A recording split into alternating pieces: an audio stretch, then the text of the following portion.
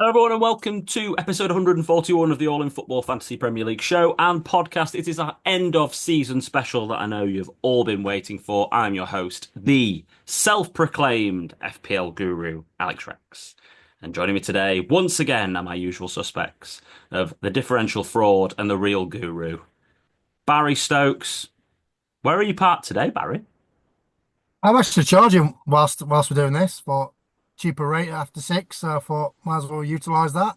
You're stopping me from going for a run because usually I charge my car and go for a run because I've got to get ready for the boxing, Anna. So yeah, got to get fit.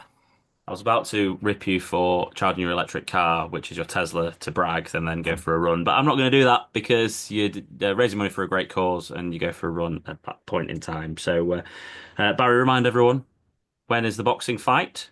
So 5th of July, I'll be stepping into the ring, raising money for Mental Health Foundation. So if you can donate, would be great. Anything small, anything large, anything, whatever you can afford, would be appreciated. And anyone who's won your mini league, give a little bit.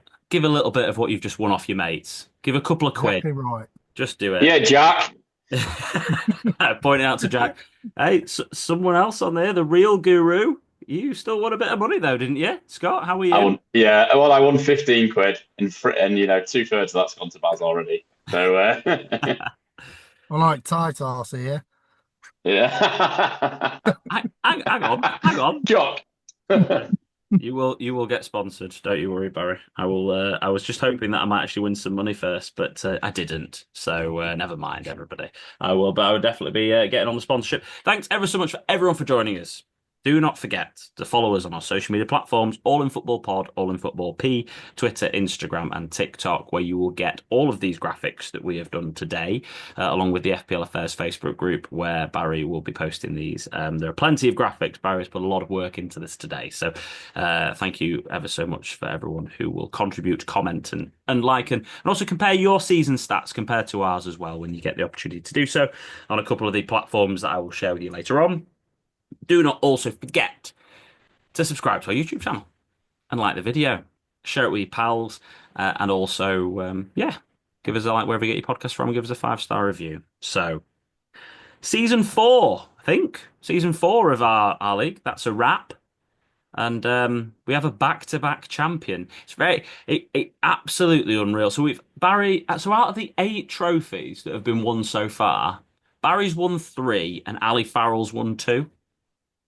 Absolutely mental. 100 and odd people in the league, and we've had obviously a few other champions, Len Deacon, Adrian Chippendale, and David Byrne. Those are the other ones. There you go. Good memory. So yeah, congratulations to Ali. He'll be coming on later on, and David Byrne will be joining us imminently. I hope to talk through his cup run. I'm going to wrap up with managers of the week. So well done to Bob Smith, 96 points. You played your triple captain Chip, and you played him on Jared Bowen, who finished the season in incredible form. Henderson, Munoz, Gvardiol, Kekes, Salah, and Buemo, Semenya, Bowen, triple captain. Isak, Visser, and Watkins. Incredible midfield performance, horrendous striking performance there from you there, Bob. But well, well done on the 96 points. And a final shout out as well of the season to Martin Wheel, who got 78 points. Best score this week played with no chips. He did take a -4, but I think that still got netted him out as the best without Raya Gvardiol, Konsa, Ruben Diaz, Salah, Bowen, and Bumo Semenya. Same midfield. Watkins, Visser, Evan Nilsson. Same strike force except Evan Nilsson for Isak. Even Evan Nilsson, the most transferred in player in the last game week, but Semenya was the man that delivered. Manager of the month for May. Can I just point something out there, Al? Did you say mine got 78, but then he had 74 because he had a -4? Are you going to tell me you got 75? It's 75, yeah, it's on the screen, mate. Well, Scott, you got 75 without taking a -4. You got manager of the week without having a chip usage. Thank you. It's the little things, isn't it? Mine's -4, yeah. To be honest, I didn't check if he got a -4 or not before I checked it on the screen just then. I thought he's got 78, he's done it. Didn't see he got a -4. Martin, you fraud. But well done on winning the draft league, and I don't like you all. Kaylee Waring, 273 points, beating out Cup champion David Byrne. Shock, David Byrne was nearly manager of the month when he wins the Cup. That's such a good run that he'd had in May.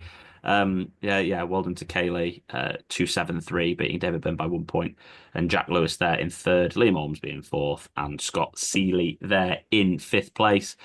Adds to Charles Takaveda for August. September, which was Ahmad Fahim.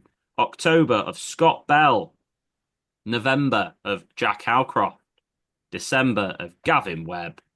January of Sam Camoni. Got a few names we've read out a lot of time. February, Kaylee Waring with another Manager of the Month. I didn't realise that was your second. I forgot, Kaylee. Well done. 2 Managers of the Month this season. I completely forgot you'd won February as well until look now. So well And done. how many you got, Alex? 2 Manager of the Month. Be quiet.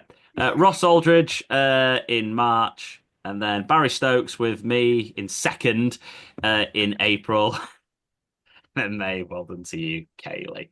So yes, overall there to Ali Farrell. And Dave's just texted me saying, "Am I ready?" And I've just said yes. So we'll get him on for the for his cup review at this very at this point, and we'll also have a look at some of his statistics. How did your game week 38 go then, Scott? 75 points. Yeah. Well, yeah, it was good. Brought Semenyo in. Obviously, 2 goals. Did pretty well. Was going for the win in the mini league. Was thinking about captaining Semenyo, but didn't quite have the cherries. I really thought Salah was going to bag a couple, and I thought Semenyo and a couple of other differentials against my opponents might have done the job, but just a little bit short in the end. But yeah, ended the season really strongly. And yeah, second in our main money league, which is not a bad achievement. Absolutely not. Welcome. The champ is in the house. Hey, how we doing, boys? Congratulations. At least The only champ man to wear an Arsenal shirt this year, anyway. The women actually won the Champions League final last year. That's what I said, man. Oh, I didn't hear that. All right. Fair enough. yes. Congratulations, Dave. How are you feeling? Oh, mate, I'm on top of the world, man. There was some tough matchups in that one. There was very close calls, weren't there? I mean, your cup run is pretty amazing. Some of the people that you've knocked out in this run. So I'll run it through it for people who are the podcast listeners. You knocked out Jack Howcroft by 3 points. You knocked out your best mate Adrian, which got to feel even better, by 19 points. Yeah. You beat Jack Lewis by 2 points. You knocked out the man Barry Stokes, the differential fraud himself, by 17 points in the quarterfinals. Apologies, Barry. Right. You beat out Barry again, FPL Hardcores, in the next round by 9 points. We all enjoyed that one. And we were cheering you on big time, mate, by the way, for that one. We were buzzing. And then the biggest win you had was the final. Yeah, I finished off strong, didn't I? Really, it was those last few game weeks were just I don't know what it was. Can't really tell you, to be honest. I was just going with the flow and it just worked, man. Well, I was really hoping that you could tell us, because that's why we wanted to have you on. Well, I was just looking back really, and in game week 30, I think quite a lot of people did it, but in game week 30 was when I did my wild card. Mm-hmm. And the game week itself actually didn't go too well, but from then on, it was just green arrow after green arrow after green arrow. There was like 8 in a row. So I think I just set myself up pretty well, to be honest. Didn't go too well, mate. You were 7 millionth in the world. It was a horrendous game week for you in game week 30, and that was the one. But then since then, like you say, I mean, what a rise. You went from 837k in the world to 108. If I'm not mistaken, I think that was the week that Gabriel got injured as well. I think he got 1 point, and then came off. So I was, you plan your wild card, don't you? You have all these plans, and then you're making changes straight away. But I think, and I think, to be fair as well, my plan always was to finish strongly, and I knew I still had quite a few chips left to play. That didn't really, That was just my general game plan. Like, I wasn't going into the cup thinking, "Oh yeah, I'm going to use my assistant manager this week or my wild card or whatever." That's just kind of how my strategy ended up going this year, to be honest. So I was going to ask you about that, because when I looked at your chip usage, you were wildcard 30, then it was bench boost 33, free hit 34, and assistant manager 35. So the cup started for you because you got a buy-in 32 in game week 33. So in every game week, except for the final, you had a chip active. So It feels like cheating, really, doesn't it? To be honest, it feels as if it's a bit of a unfair advantage. But again, like I said, it's literally just how it kind of felt, and I don't really feel as if any of those, like the assistant manager, I just use Pep Guardiola, and like I don't think he got me a load of extra points, but I guess those extra 9 points a week help. To be fair, because I think one of the ones where it was 55-53, the guy that I beat by 2 points, I think he had an assistant manager active as well. So it was like, if I didn't have Pep, I would have lost then. So it's just, again, look at the draw, like you say. in terms of the assistant managership, you only got 23 points from it, which which actually across the funnily enough, the only person that did worse than you that we took a sample of, which is everyone on the screen and the world number one, was the winner of our league, which was Ali Farrell, who only got 15 points. Yeah. To be honest, I love fantasy football. I've been playing for quite a while. I'd say literally do you remember even before FPL, there was like the Sky FPL? Do you remember that or not? Yeah. Do you I remember remember, the I remember newspaper? playing that and quite enjoying that, but like FPL was another level. But I just feel as if like this year, it's so popular. There's so many people that play it. It's so enjoyable. It's so addictive. But I just think with the wild, I feel as if it was not the wild card. Sorry, the assistant manager. I just felt as if it was a bit of a miss trick, to be honest. Like I feel as if they could have done so much more, and I just felt it was a bit like I might be saying that a bit bitterly because I didn't do very well with it. But in general, I just thought it was. I don't know. I wasn't a fan, to be fair. I do. I love FPL. I love everything that comes with it. But just the assistant manager, I wasn't a fan.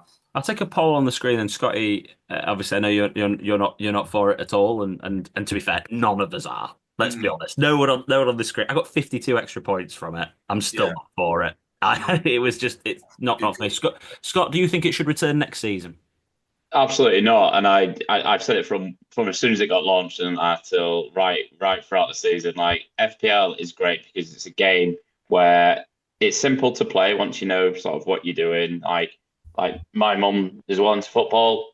I helped her out a couple of seasons ago for the first couple of weeks, and then she was fine doing it. The chips, once you get to know them, are pretty easy. Wildcard, you free hit the really simple ones. Um, this is too much. It's you've got to play it, and then people think I'll play it this week, and then I'll play my wild card next. Well, no, you can't because now you're locked in for 3 weeks.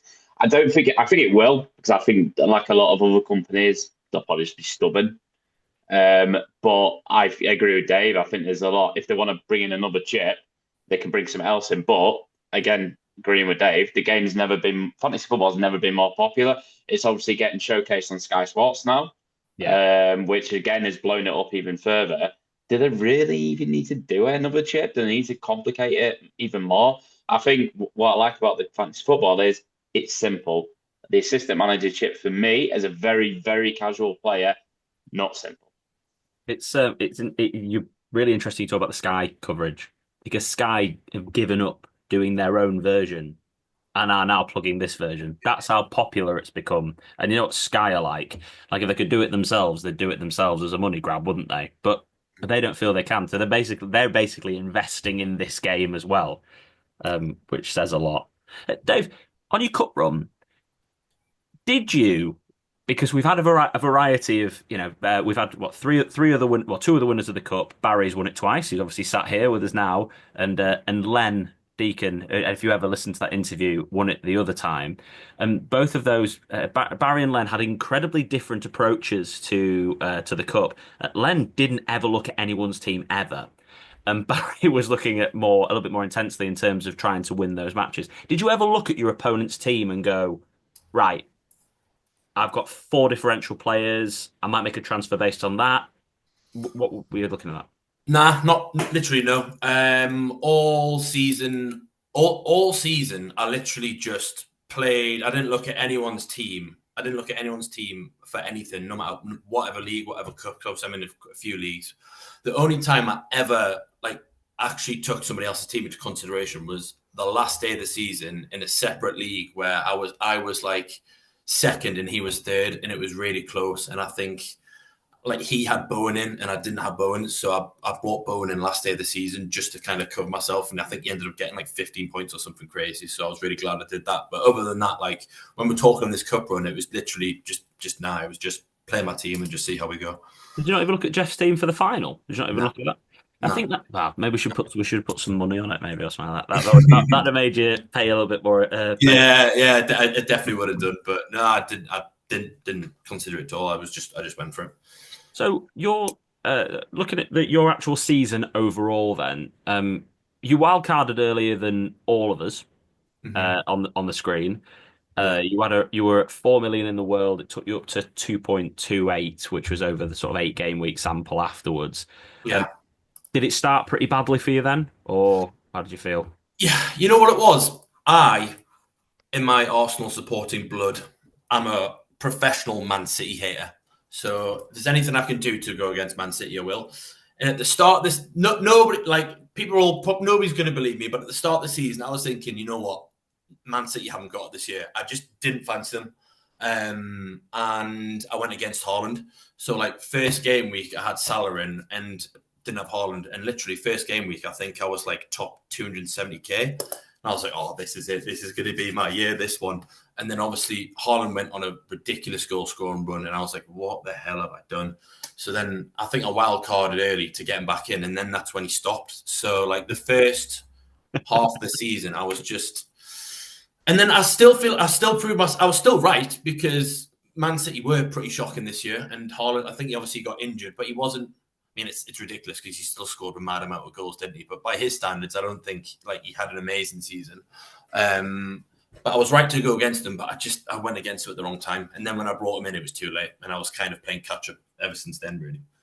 Yeah, but it still seemed that you had a better run than Baz and I. I mean, we both wildcarded and went backwards, which didn't work out very well for us. I was trying to think about how and why, and I still don't really know. When I looked at my team, I still don't really understand why it went so badly for me.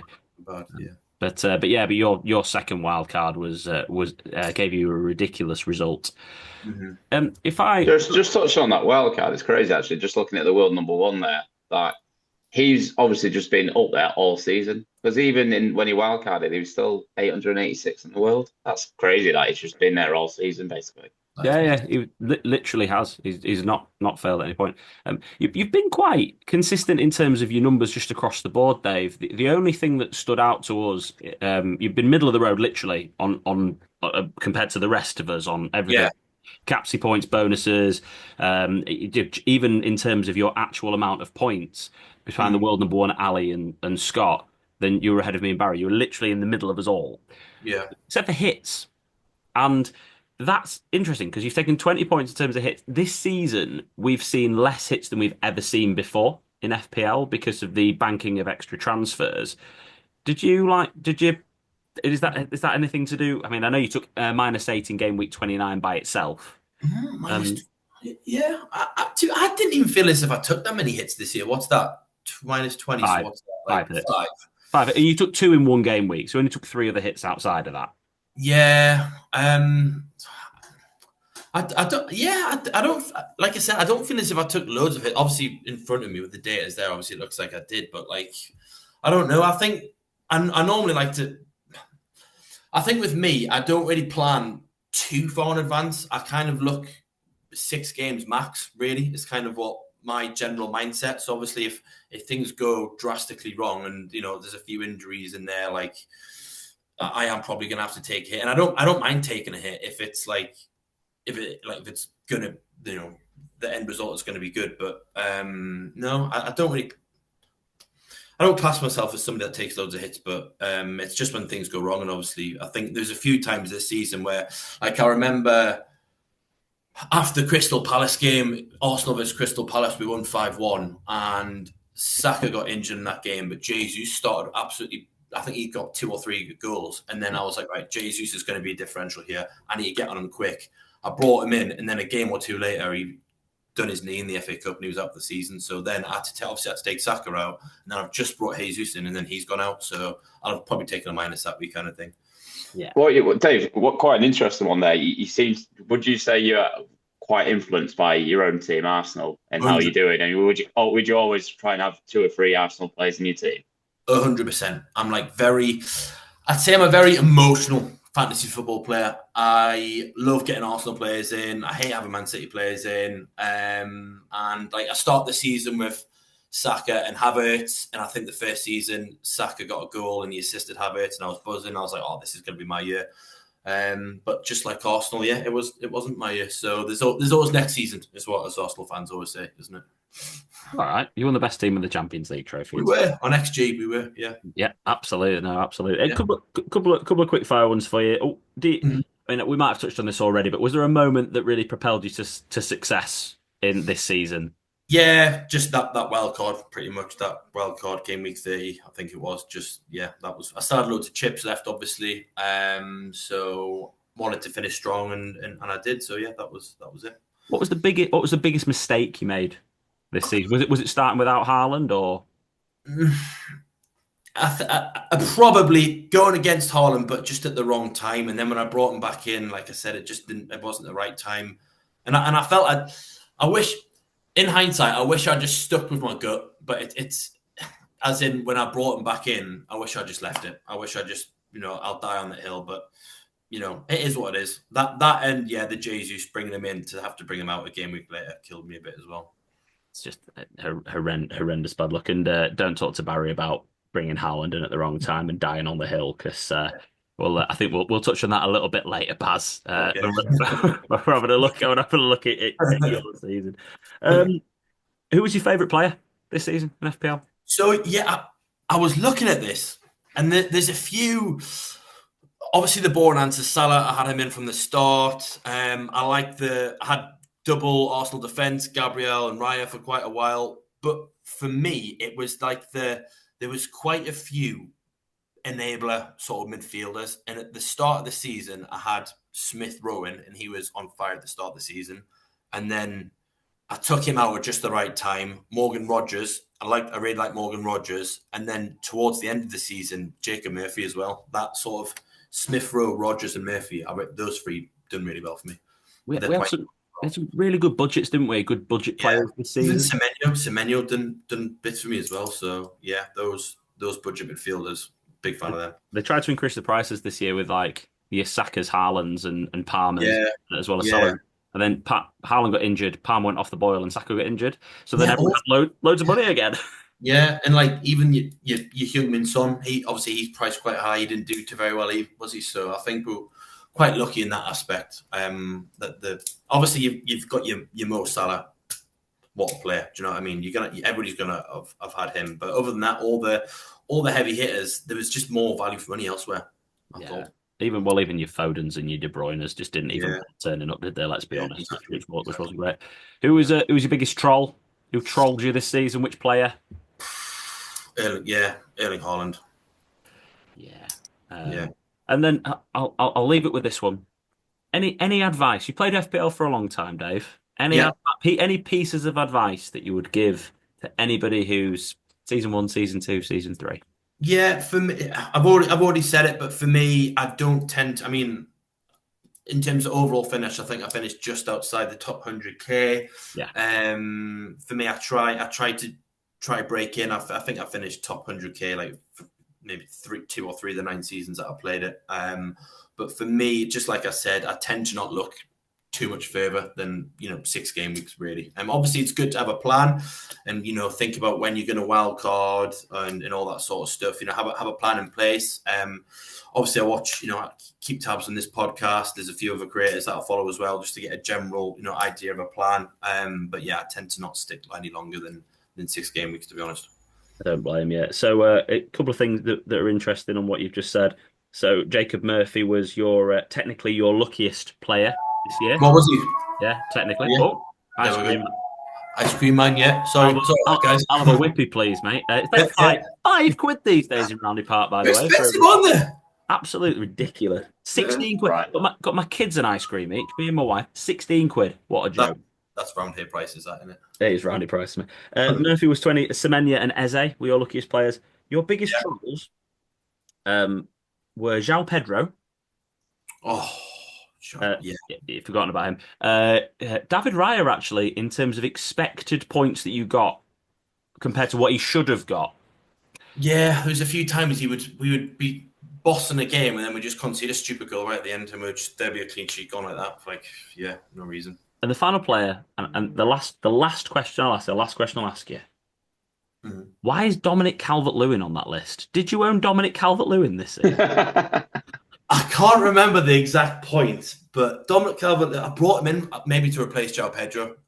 There is a point, and this is where I thought this isn't going to be my year, was when I took out Gabriel and I brought in Lewis Dunk, and I took out a striker and I brought in João Pedro. And then the very next game was Arsenal beat Tottenham. We beat Tottenham 1-0, and Gabriel scored the goal. So I missed out on like 15 points from him. And then I think João Pedro got subbed at like in the first half. So that was just a bit of a disaster of a transfer. I can't really remember bringing in Calvert-Lewin, to be honest. I don't know why I did that. I don't know what my thought process was, but I'm not afraid to take risks, is what I would say. I like to go against the grain. You know, I don't want to be that. You know, I don't like if I see something. There's method in the madness. Obviously, the Calvert-Lewin one didn't quite work out, but you maybe you just back Moyes coming in as a manager or something. But I was just so shocked to see him on your list. I couldn't. Yeah, I think it was in the dice regime, to be honest. So, when they weren't scoring, so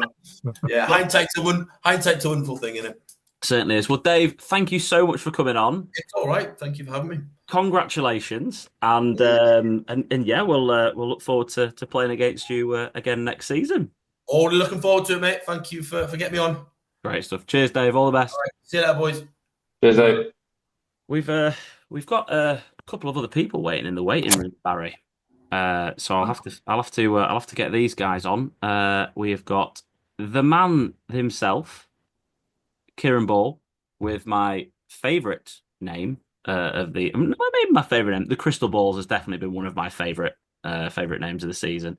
And we've also got Phil, who's probably got a bone to pick with you about your differential five-a-side picks that didn't quite. I've already had it in neck, to be honest. I don't want it again live on Zoom. I like that. I don't want it live on Zoom. Let me take Dave off there. Great live tech stuff. Whatever I have to do, don't report. Here we go. Oh, this is one of those things where I've got 5 people now, so I've got to try and piece it all together on the screen. Kieran, can you hear me? Yeah, I can hear you. The Crystal Balls is here. I know I am. He's arrived. Get in. What a great name. And Phil, try not to hate on Barry too much. If you can hear us, I can hear you. Yeah. Nice one. Chaps, I think Barry, have you got some questions for these guys? Some quiz questions that we were going to. No, to be fair, I was too busy doing the graphics, so I missed out on the Midlands one. But you mentioned you had some quizzes as well, so I do have some backups, lads. So, but first of all, what I will ask is, I'll start with you, Kieran. FPL background? Have you played for a few years? What's your experience? Yeah, I've played for quite a few years. I've done it, played for about the past 10 years, but probably only past 6 years, like seriously. But yeah, it's I've been getting better each year, so yeah, so not too bad, and obviously got my highest rank this year, so yeah, pretty pleased with that.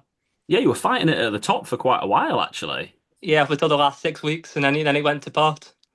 What did happen in that last 6 weeks that sort of took you a bit further down? I'll say we have a bit of a joke on the FPL Affairs group that I went onto the FPL Affairs podcast, and then since game week 2, it's cursed me. So I keep blaming Matt, who obviously does that one. That he's cursed me.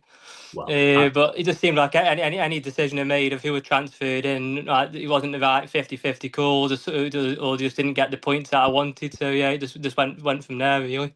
Well, we're not going to say don't go on the FPL Affairs podcast. That'd be me. But yeah, it was good. Phil, your background, have you played FPL for a long time?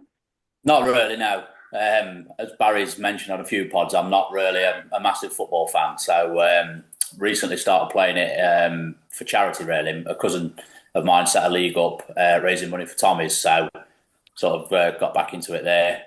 My eldest is 5, so he just started playing football. So nice way to get back into it and actually learn some players' names. Yeah, absolutely. So who are you a supporter of, Phil? I don't really, mate, to be honest. I'll follow Forest results and Stags because they're the local clubs, but I can't really jump on the bandwagon for Forest or Stags and say that I'm a proper fan. Why not? You might as well. You've had a great season, so you might as well do that. Kieran, who are you a supporter of? It's Stoke. Big Stoke fan? I'll say it used to be a bit more, but obviously since having kids, I haven't been able to go to as many games. Well, that's that'll do it, chaps. That'll do it. What I wanted to ask you guys was a couple of questions. So I'll start with you, Kieran. Yeah. Who do you think was your luckiest player this season that you had in terms of getting more points than you were expected to from them? I think he pretty much started from obviously when a triple captain's Haaland in game week 2. Obviously against Ipswich, and that pretty went from there. And I don't know if I've had like a lucky player per se. I just think I've got very lucky with how my chips worked out. With obviously the assistant manager, and then obviously from game week 24 with all the double game weeks, and then the actual bench boost as well, working out with having the Bournemouth defence. got the clean sheet for me, which was quite lucky. That definitely paid off for you. So according to the stats, Isak got you 37 more points than he was actually expected to. Oh, that's good then. That There was we the man go. who top of your list. And then we had Cunha and Bowen who were also on there for you. Phil, yours are quite interesting in terms of the three that got you the more points than you were expected. Any guesses on who they might be? I was going to say Rogers. When I was setting the team up, he was sort of like one of the budget options in that midfield, and I was quite surprised at how many returns I was getting out of him. Yeah, he was. Yeah, It was funny 'cause he was fourth on your list, Rogers. right, So top of the list for you was Alanga. right, okay. He got you 32 points more, and then you had Visser and Milenkovic after that as well, who were the obviously the Forest defender who had a really good season. But Yeah, your three were very different to what most people's were, but actually it didn't seem to affect the score and the points that you got off the back of that. So that was good to see. Um, on the contrary, who do you think your biggest troll was? Who do you think you missed out on the most points from, Phil? I was going to say biggest troll was Barry, but yeah, Haaland I think was the one. I'm blaming it on my 5-year-old son. He wanted me to keep him in. It's his favourite player, so it's Blake's fault. So Harlan was, funny enough, third on the list.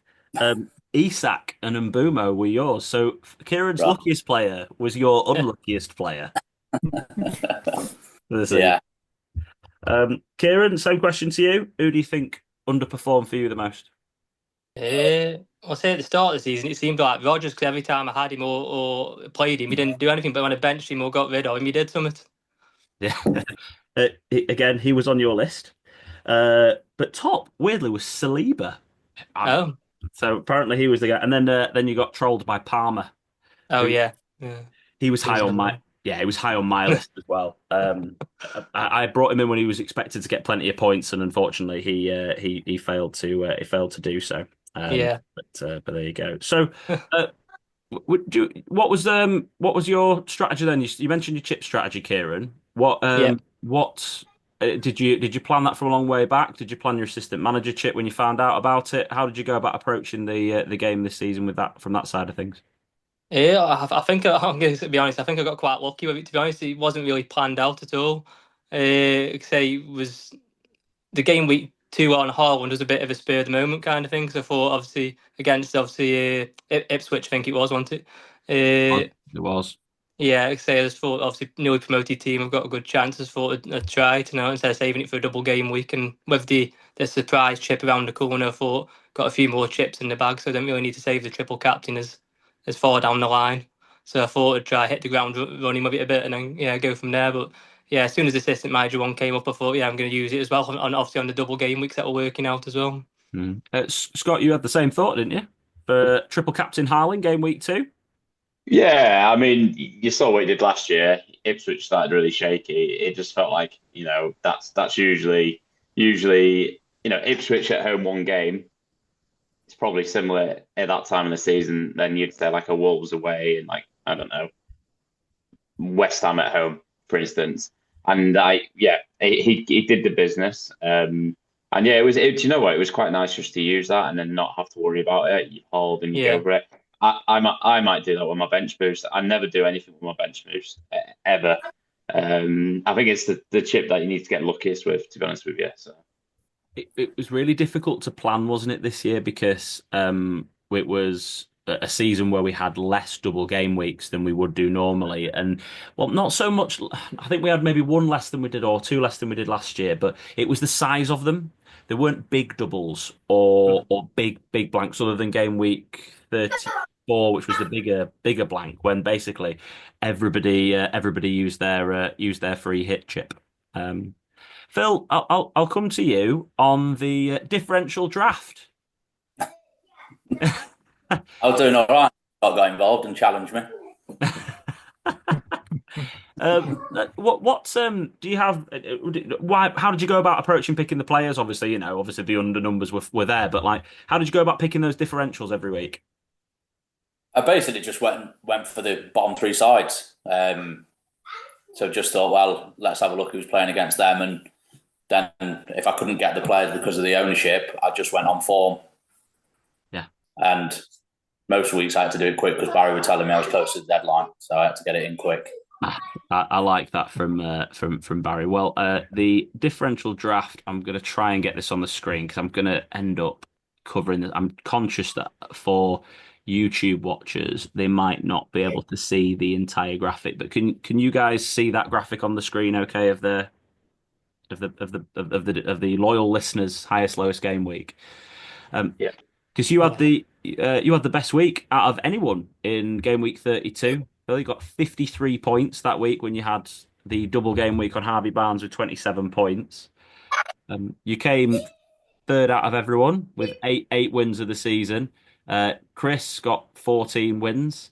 And to be fair, Chris even won the one where Barry screwed it for you, Phil.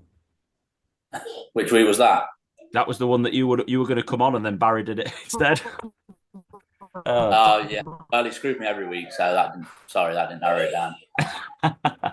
And we had our good friend Guy from over the pond who somehow managed to only get 1 point from 5 players in game week 26.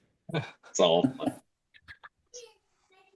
Guy, I really hope you're listening, mate. What a shout out this is. The lowest score of 1 point as well.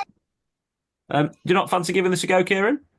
I think I did for a couple of weeks. Yeah, well, obviously when I spotted Barry putting it on the group, yeah, I had to go a couple of weeks, I think, but I don't think I was any good at it. Baz, you've enjoyed doing this season. I'm going to try and get the season table up now for the. This was the listeners' team, wasn't it, for game week 38, which we got. You came third in that one, Phil. Oh no, fourth in that one. That was the one. And trying to get the table up, Baz. There it is. There's the season review table, and I can move that across there. This is all live and all going very, very smoothly, isn't it, as well? The loyal listeners ended up beating us out, Baz, didn't they? Yeah, massively. I think it helps that they can pick anyone, as Scott mentioned, and challenge Phil. And as Phil mentioned, it was a struggle when you're picking near enough fourth because we've already picked. So yeah, so they absolutely smashed us. And that's why I've renamed myself the Fraud, not the King, because I was just average, finished second out of all of us. So yeah, we've got a new name. We've got Scott's a new guru, Alex is the new differential king, and I must be voice of the morons, maybe. King of car parks. Yeah, car park catchphrase. It is literally how it feels. I'll leave you two boys with a couple of other statistics. So we run there's a website called FPL Optimized. If anyone is as much of a fantasy Premier League geek as me, you might want to go to it because you can get your season reviewed in probably as many statistics as is physically possible. There is one on there which is where I got the luckiest players from and the biggest trolls from, which is basically your points compared to what you should have got, and Okay. that in essence is your luck score. Now, as you can see here, hopefully on the screen, if you have the ability to see this here, the world number one got 418 more points than he should have done. Wow. Ali, who won our league, got 192. Scott got 143. Dave got 110. Baz got negative 43, and I got negative 79. That sounds bad, But you two on the screen managed to be even more unlucky than me this season in terms of on this. So, Phil, you were negative 107, so you should have had Wow. 107 more points. Should have 107 more points. So that was probably That's my my fault as fault. well, was it, Phil? Yeah, we agreed that season, Baz. Yeah, your fault. Uh, Kieran, you were negative 206. Telling you Wow. the case is real. I'm gonna have to show that to Matt now. That's evidence. Get him on FPL optimized and get him to see how he absolutely cursed the last 8 weeks of your season. Yeah, he did. You're not kidding. Yeah. But yeah, boys, looking forward to next season. We've got the winner, Ali Farrell, waiting to come on now. But I hope you guys enjoyed coming on, and thank you for spending that little bit of time with us as well. And yeah, we'll catch up with you boys next season. Yeah, it's fine. Thanks for having me. Oh, no worries. Yeah, thanks for having me. Thanks for all the help this season. Cheers. Thanks for taking Cheers, part. I guys. really appreciate it. Cheers, guys. Right, Boys. thanks. Cheers. Bye. Some good old fun statistics there in terms of luck and hits. I mean, I do have to say though, Scott, I think in terms of the luck statistics that get brought up on here, I think that there's been a lot this season, and comparing it to the AI team as well, the Pod AI team that I've done, which we were quite close in terms of my team and the AI team pretty much all season. But as it got towards the last sort of 7 or 8 game weeks, I massively pulled away from it. It felt like the model didn't take into account because the model it was all model last year, the model AI last year, all about the AI. It felt like it really didn't take into account what you talk about a lot, which is actually watching the games. Yeah, I mean, when you bring up those players like that, the big picks each week, you'd be like, okay, yeah, well, on paper that makes sense, but I've watched the last 2 or 3 games and he's not looked on it, he's not looked sharp, or he scored a goal, but it was a penalty, and this and that. So you've really got to. I think if you wanted to like win a competitive league, you need to play football. You need to watch football. And I know like they're all the us three get in. It's harder. The older you get, you'll get responsibilities and stuff. But as long as you can just try and keep an eye on it, match of the day, it's never going away. It's always going to be there just to keep an eye on. But yeah, there's only so much you can do with stats that they're going to help a hell of a lot, especially when you look at that form bit on FPL. I think the form is really good. If you're not watching football a lot, click on that form tab, see who is on form. But yeah, you've got to just kind of know the players a little bit as well. So who do you think? Well, I think do you know what? It's difficult to guess. I'm going to run through your luckiest players and see if you think that they actually were your luckiest players and your unluckiest, Scott. So your heroes this season in terms of above expected points were Cunha, Eze, and Rogers. Yeah, I definitely would have had Rogers and Eze. Forgot about Cunha, but yeah, makes sense. He had that little run though, didn't Yeah, he did. And he scored that worldie actually when he wasn't doing anything all game and he smashed one in top bins. I remember that. he? You actually didn't have that many on the high end of the unlucky players. Dina was in there for you, and so was Cucurella. I don't know if maybe you had him on the bench for a big week or something, but Yeah, I did. I had a couple of. I had him at the start of the season, Cucurella, and I benched him a couple of times. And yeah, I remember like 15-point holes. Yeah, if that's what it felt like. By far, your unluckiest player, by nearly triple what Dini was Bukayo Saka. yeah.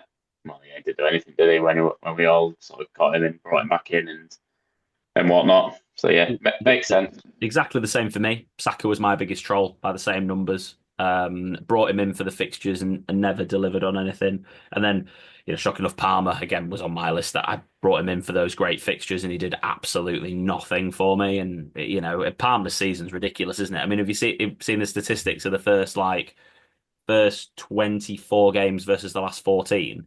I think it's like Yeah. the first 24 games he scored all of his goals bar one. It's just, and then he just It died. was it was a bit worried. I was like, because I've not seen a lot of Chelsea lately. I was a bit like worried, like, oh, he's gone off there, and then he put in that performance in Europa, the Conference League final, and I was like, no, he's still class.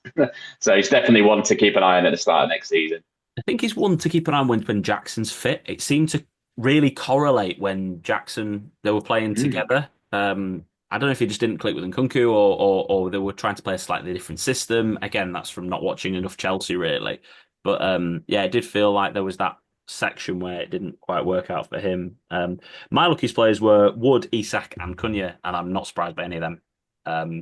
I was on Chris Wood early, got quite lucky with that. I was in through the back door on that one, and then Isak, yeah, smashed it for me as well those weeks. Baz, who do you think? I'm going to ask you because you might have to. Who do you think your luckiest player was? So Eze's probably up there. Would have As got him in. as a second, yeah. Yeah. Definitely not Dini. I think he's probably one of my biggest trolls. Who else did really well for me? Definitely not Oh, Strand. you're like a Milivenkovic. I saw you like a No, Forest I didn't. I defender. never. I don't think I. Nico Williams, maybe. I had him for a bit, but You had a Newcastle midfielder, oh, Murphy. Murphy. Murphy was by far against expected points your top. Well, I Uh, did triple captain him as a differential, so yeah, he was always he's my favorite. He was my favorite player this season. that's So. and that is why the numbers are where they are. And then the third player on the list, I'm surprised you didn't mention him, Mateta. Oh yeah, Yeah, go back to him. yeah, you went with him for quite a long time. Your your biggest troll, and it isn't Haaland, by the way. It isn't Oh wow. your biggest troll. Which other striker might it be that you didn't get on? Isak. Yeah, by miles. Yeah, when I got him in, he did nothing, and that's Isak why. absolutely killed you Yeah, season. I got off the. Basically, I swapped Isak for Haaland, and Isak did nothing, and it was just one of them where I struggled massively. When I But, brought Palmer in, did nothing. Basically all my big players that I brought in, my premiums, did nothing apart from Salah. Yeah. also, Basically, this is just that was you've just reminded me of when you screwed me over. Oh, Isaac's out. He's injured. He's done. Oh, he's out for weeks. Oh. And then obviously I oh get rid yeah, of him, and he bagged like 2 goals, didn't he? Cheers, mate. Your other players that let you down were Trossard, funny enough, was on that list. Um, I and did have then, him quite a bit. well, the other one you won't be surprised about again is Foden. Yeah, He was, And well, where did that, Baz that finish? killed 732nd. That was hard. yeah, it's the worst seasons up I've there had. in the nosebleeds. Well, talking To be about fair, how many FPL players? 8 million. 11. That's not bad still, Baz, is it? To be fair. Yeah, I think I Let's was up at 11 million at one point. Yeah, I think you were dead last at one point, weren't you? you were in our mini league, weren't you? At least your differential team was. But we are joined by somebody who has done exceptionally well. Last season, maybe 12k overall rank. So, but still won the mini league, did well. This year, 10k overall rank. The champ, the back-to-back, the man who is on for the three-peat, man, the three-peat. Pete. Ali Farrell is here. Even boys, all right? Got How? deja vu. I don't feel worthy right now. This was a complete fluke. He said that last year. Yeah.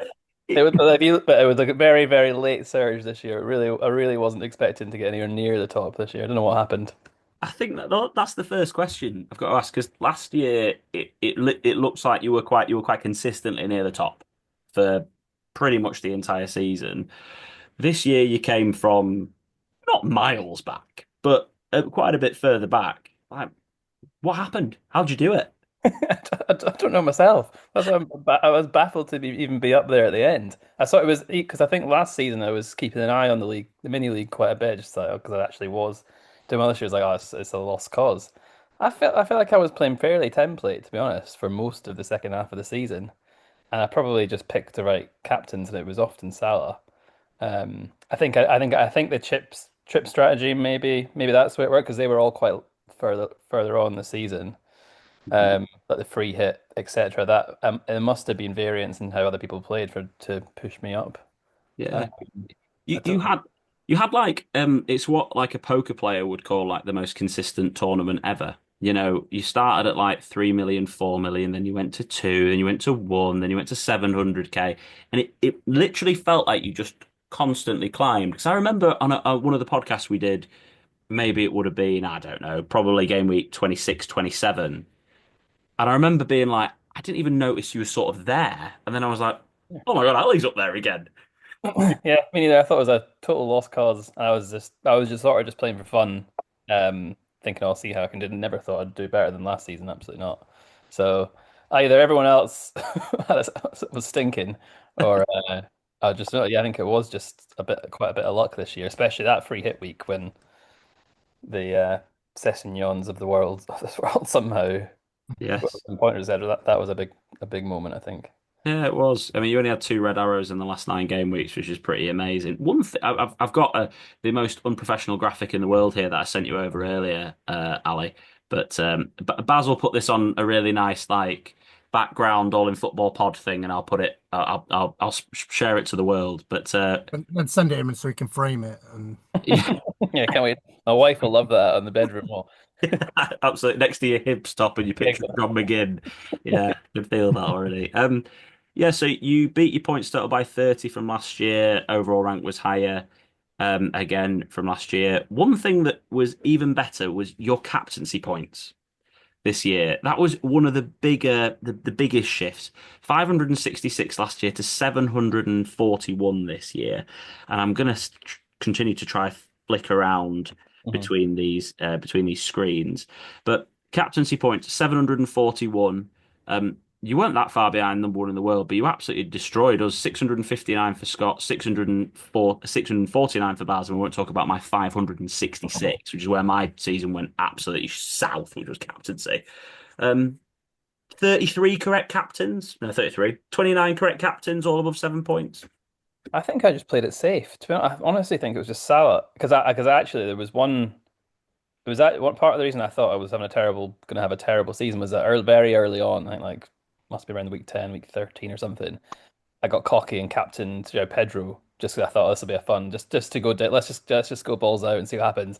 And I think he scored. I think he blanked, and then Palmer, Salah, Saka all got massive points. And so I think from then on, I was just right. I'm just going to play it really, really safe, mostly with Salah. So I don't think I did anything that spectacular. I might have gone with Chris Wood, got a couple of important games, but other than that, it was whoever was playing Salah, and then whoever if someone was playing like the relegation teams Yeah, seemed to be the best way to do it this season. yeah, it felt that way. The other thing that stood out to me was the amount of points you got from clean sheets, and a lot of people, well, they didn't have as good. Well, you got 294 points from clean sheets this season, which was about, I can't remember what the number was. I'm literally covered in statistics here, but it was like 30 something percent of your defenders got clean sheets, Wow. which was which is really high compared to what everybody else did. And last season you were at 231. So in a season where it felt like people weren't getting as many clean sheets, you stood out. Like was there how did you go about picking the defenders that did you have some Forest player? How did you do it? No, not really. I was very happy with Dean Henderson, because I don't think many people had him, and I just had him for most of the season.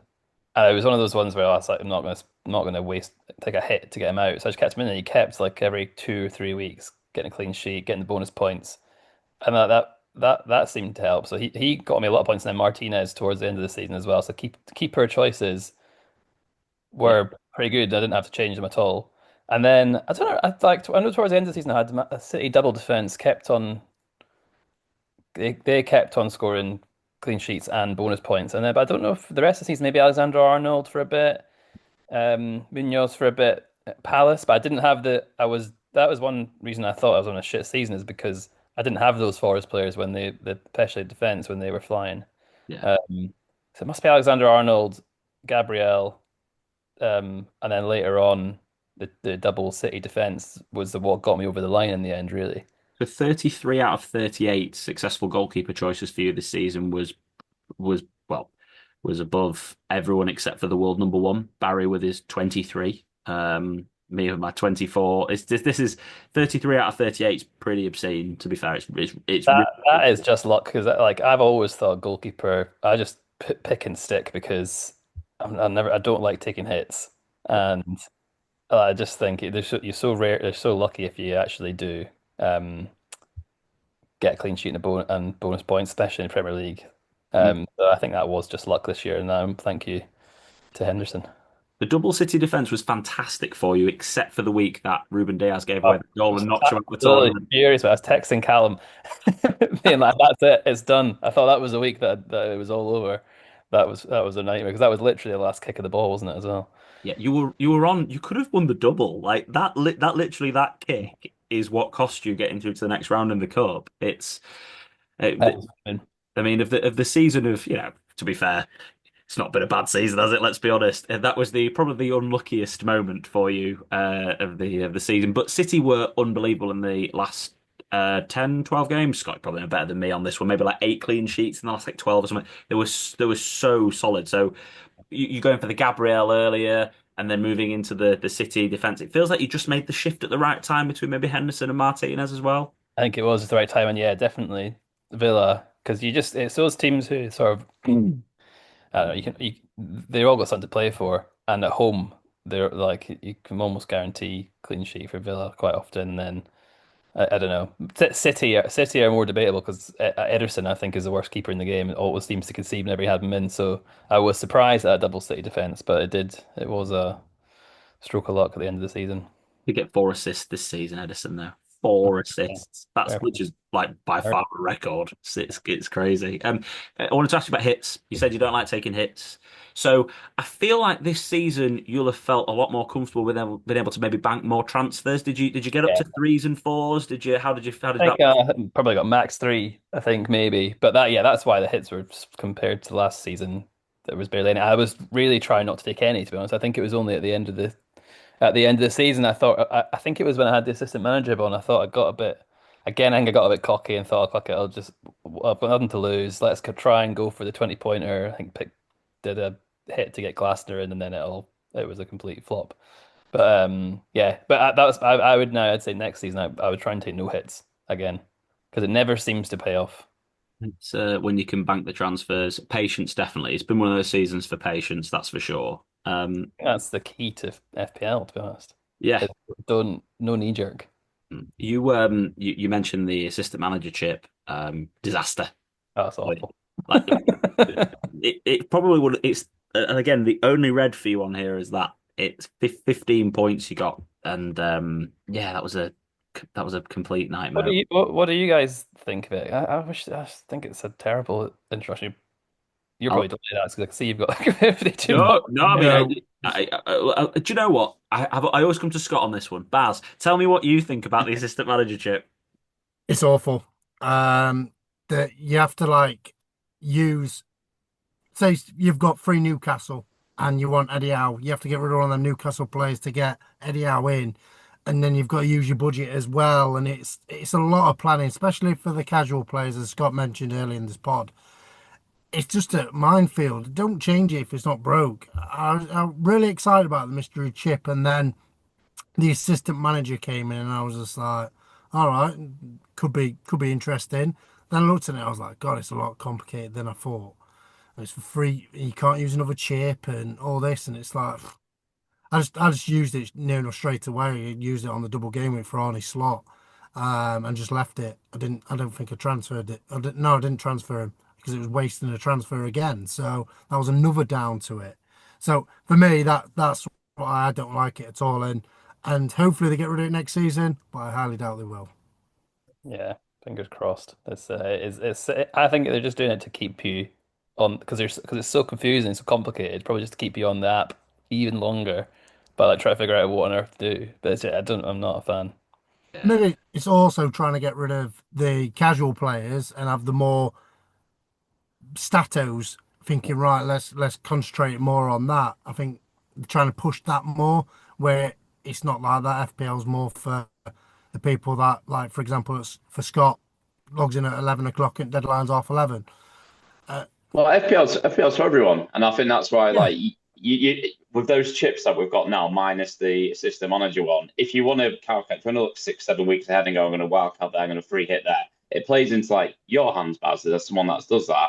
Whereas me, I'm not going to. I'm just going to log on, like you say, on Saturday morning and do my team and listen to you two. So whereas the assistant manager one, like you say, it just kills the casual players. And as someone like you who really likes the game, you don't like it. I think that says volumes as well. And hopefully, a lot of people will feed it back because I've never like you're the second person to come on this podcast, Ali, and say you don't like it. I've For not a heard start, we anyone. don't like it. I've not seen anyone like on Twitter, anyone ever say a good thing about it, to be honest. It's Um, I do know what you mean though in terms of like the planning ahead situation. So obviously, as the man who created a fantasy Premier League podcast and is a very sad man about this, I was able to sort of plan, navigate, do bits and bats, and I put it together, and I got 52 points off it, which is great.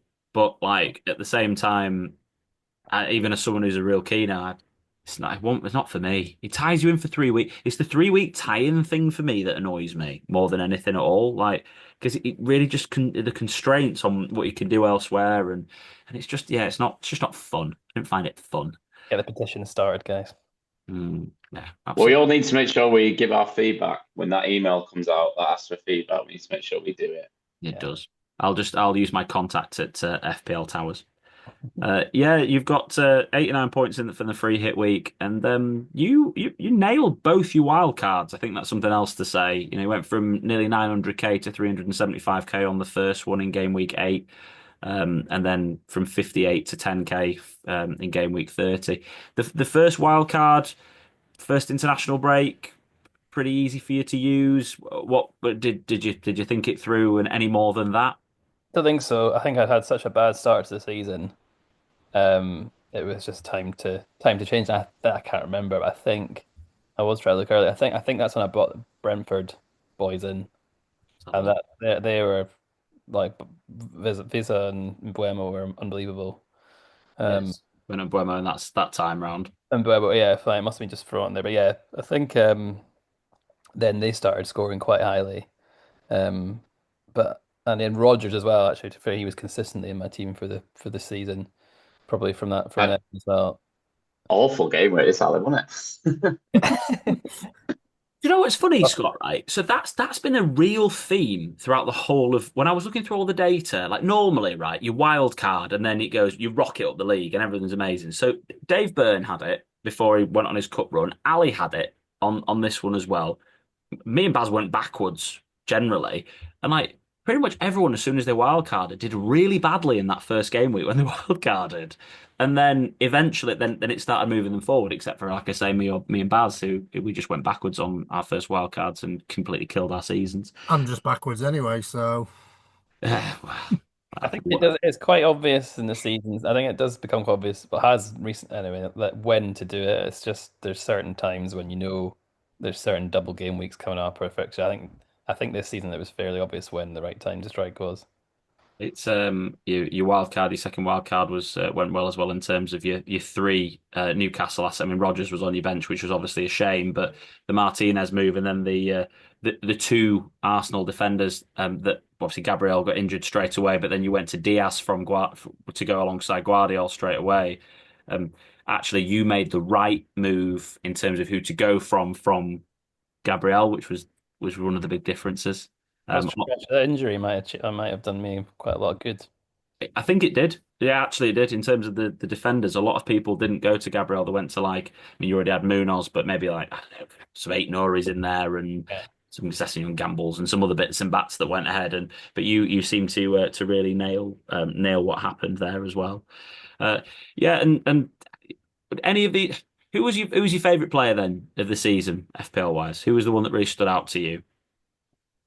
I think I honestly think I loved Visa and Buemo just because they were differentials for a long time for me, and didn't not a lot of people seem to have them, and they just consistently at least one of them scores like 9, 10 points a week.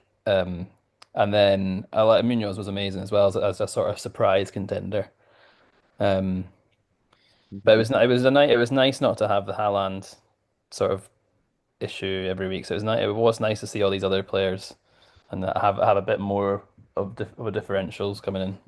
Yes, it was. We were talking about it before because when it comes down to prices, Saka was injured, Haaland was injured, Palmer was off the boil, De Bruyne and Foden didn't show up, and Son was obviously again injured and didn't show up. So like only Salah of the premium players really was worth it, and then everyone had like loads of money. And Buemo was 7 million at the start of the season, and it ended up at 8.3. Like it's just little things like that. You go. I mean, Watson Buemo going to be priced at next year. When this happened to Bowen, did he go to 9 or 9.5? Baz Bowen when he had that big I think it season. was 9.5, 9.5, I think. So Buemo's going to be at least nine, isn't he? Yeah. next year. I wonder if he'll be. It depends if Fernandez stays. Who's on pens? If he is at United, it'll be interesting to see. Because he might not be as good a pick if he's not on penalties. Well, look Uh, at this. What did he get? 19 goals this season or something, and none of them were penalties. if it's like people, he was really just sleeping under the radar. If it's like his stats, did he get the most goals from open play in the end? Oh, see, yeah, it'll be right. I mean, I think Adam maybe how many pens did Salah get? To be fair, but yeah, but as a striker, did he get the most goals as open play as a striker? Isak got the most goals as a striker, but he got 23. It must have been close. Yeah. Open play. Uh, Um, I don't like backing Man United players. So if Mbembo's was there next season and Kuna, it's going to be difficult. don't. I've had a really tough year, Ali. Well, you should be delighted with the way it's going, if rumors are to be believed.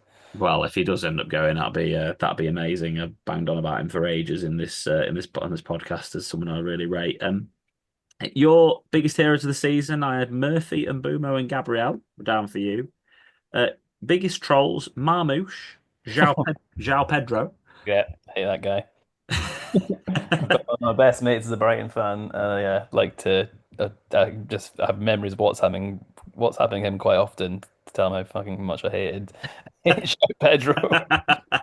Yeah, João Pedro was on a couple of people's lists, and you were the only person in the top three to have a manager as a biggest troll, and Oh yeah. Mr. Potter really let you down. Well, that was a That was a gamble at the end. I think that was like the second last game week, and I forgot it was a deadline, and I was just sort of thought, oh, I'll just do this for a laugh and see if I'll go because I should have just kept Pep. Then I thought it's just boring. What's the point in having this chip about if I don't gamble? So I think I took a hit to see if Graham Potter could beat who it was for a 20 pointer, and he let me down. Yeah. You had a lot more points on your bench this season than you did last season, but your auto sub points were very similar. Was it a conscious strategy to have a stronger team all round this year, or does it did it just happen to be that Probably way? just Spent more budget what points? you were saying about the prices. Just have there's so much money because I had all the injuries. So I think that was probably you were able to have a strong bench this season. Yeah, I don't really like it because then you just end up with loads of points on your bench basically. Yeah. Actually, can be more frustrating. So your expected points versus actual points was a lot higher this season. You got 192 in terms of the luck factor, which I think is a bit of yeah, a bit of a myth, but there is obviously a point to it. I think it's probably a little bit over egged. But compared to 64 points last season, apparently you were three times luckier this season, Ali, than you were last year. I'd agree with that. But as I said right at the start, it's a complete fluke. It really is.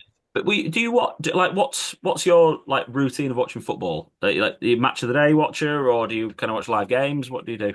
I'll watch because as you as you know, Scottish football is my main passion. So like most of my football watching is watching Scottish football, and then I'll maybe watch because I watch the Hibs 3 p.m. game, so I'll maybe watch the 5 p.m. game if I've got nothing to do.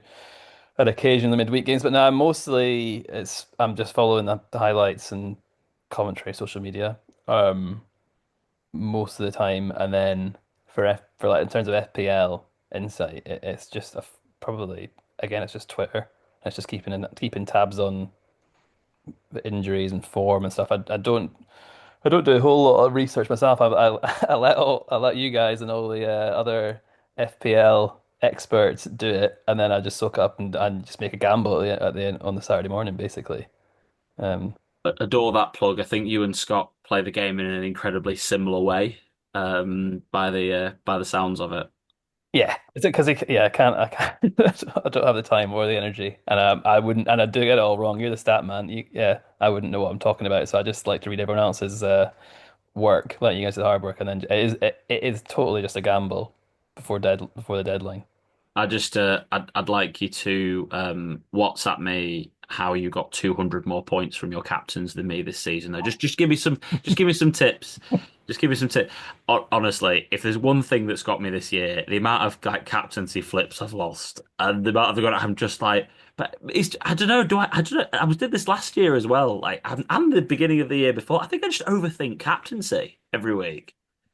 Yeah, I don't know. It's just, I mean, It could have gone either way. It is so much is it just down to luck, but I think Salah was the one to back for most of the season, to be honest. And if you ever went off him and went for Palmer or Saka, however it was, then that's probably where he lost out, I imagine. Yeah. Scott, you're consistently good with your captain. This is the third year in a row that you've been the best out of the three of us who do the podcast in terms of captaincy picks. Now, Baz was very close to you this year. Um, I don't know where it It's the went only wrong thing for I you. was close with, to be Yeah. honest. It's a lot of red in your column there, Baz. Yeah. But yeah, echoing what Ali says, play it simple, safer, but don't be silly. Yeah, yeah, absolutely. You've just got to look on it. Who's the best player? You always have a look. I think everyone's alluded to there's such a big gap this year between the bottom three and everyone else. So you have a little look to see who's playing the bottom three. But the way Salah was for three quarters of the season, I think we said this, even Man City away, Arsenal away, you're probably still going to have him as your captain. So unless there was someone else having maybe like a double game week, it was just easy. Just stick with Salah because when you're competing in leagues as well, 80% of the other people stick with Salah as well. So you're not Yeah. gonna you're not gonna be like getting your differentials that way. You get your differentials by getting those different like tweaks of players. And then towards the last few game weeks of the season, if you need to like make up like 30, 40 points, then maybe take a little gamble with your captaincy, especially because Salah went off the boil a little bit this season. But yeah, I don't think too much into it, and I've tried to change my sort of thought process from going purely looking at fixtures to actually being like, okay, well, actually, they've got Southampton at home, but no Man City players are on form at the minute, so I'm not just going to put the captaincy on anyone.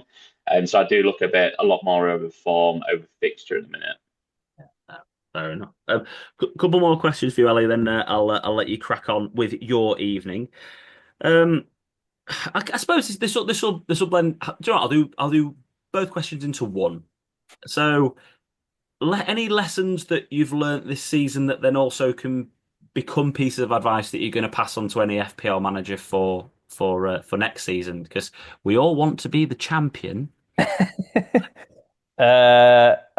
Sort of we've said it quite a lot tonight, but I do think, and it'll probably happen again next season. But as Scott was saying, it's like look who's playing all the relegation teams.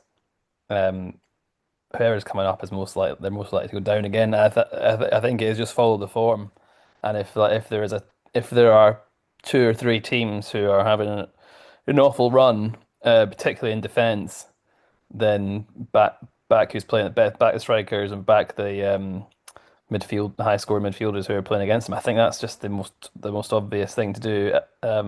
It's not. I'm not giving you any groundbreaking lessons here, and then. I I do, don't, I do, I do think going with what for the captaincy again, just going with the crowd because yeah, as if you know that sort of everyone else around you and everyone else in the sort of top 10K is likely to be captaining Salah, for example, then don't go against it. Um, unless there's someone who's like really could explode. I think don't do what I did early in the season, pick Joe Pedro just for like some just for a laugh to see if it works because it'll never work. I think one of the other things that you've done this year that I've tried to do this year, and I think most people do when they win FPL generally, is they double down on the best defenses. And I think that's another thing that I've noticed from you in the second half of the season in particular. But yeah, that's something that I used to do all the time. Need to remember relog. Should have doubled down on the Nottingham Forest defence earlier in the season. That was something that should have happened, should have got on that earlier, and then doubling down on the City defence at the end. I know it got you knocked out of the cup, but at the end of the day, that's Yeah. probably what ended up winning you the league. Yeah, against the consistency, isn't it? If there are players who are just week after week getting like minimum 5 points, then you want them in your team. So yeah, you're right. Yeah, I think having two defenders who you can sort of rely on and keeping them in throughout is normally gonna like yeah, it's about consistency and it's about being patient and not if someone if someone lets you down one week, don't transfer that to the next, basically. Yeah, knee jerk, Baz, knee jerk. Remember that. So, I think what it was with our captaincy choices because we were that far behind, we wanted to catch up. So we thought, right, let's go different from the crowd and obviously it didn't pay off, and obviously we died by the sword. But yeah, I think if we I do was in get your situation, Ali and Scott's, we probably would have played it safe as well. I think that's another way of looking at it as well. I think Yeah, I that's would. I feel I would like to do that. I would. I wish I could have a season where because there are some people that you see who just go mad and just do yeah, I know do one of them. mental things. I just love. Yeah, I'd love to try that just for fun because it would be more fun to play that way because you just Yeah, be looking out for one of different players and you get such a buzz if some fucking random came in with Yeah. a hat trick, whatever. So yeah, but I'm never going to do it because it's guaranteed to fail. That's one of the reasons why. Just get a second team, Ali. True. Have True. a fun team and have a serious team. That's a lot it's a lot more effort. Have a team that wins the league and have a team that just sort Yeah. of faffs about and enjoy it. But that's one of the reasons we like doing our differential draft that we do every week that we do on the pod. Like we get to try and pick some different players and I've really enjoyed that for exactly that reason. Like I've enjoyed the differential draft because I've been getting a buzz off a player that I wouldn't normally pick in my main team, delivering something, and I'm in a mini league against the two lads who are on the screen with us now, and it's like, and that's something that I really do enjoy about the differential draft more than anything. And I think that's why we had a couple of people on just before you came on, Ali, now Kieran and Phil, and like those guys as well that really enjoy doing it because it's something that's a little bit different and you get to try and beat. It can get quite boring just doing the same thing over and over again, even though that's the right thing to do. Yeah, so it would be fun. Yeah, must be really boring winning the league twice. Anyway, so same time again next year. See you again next year. Yeah.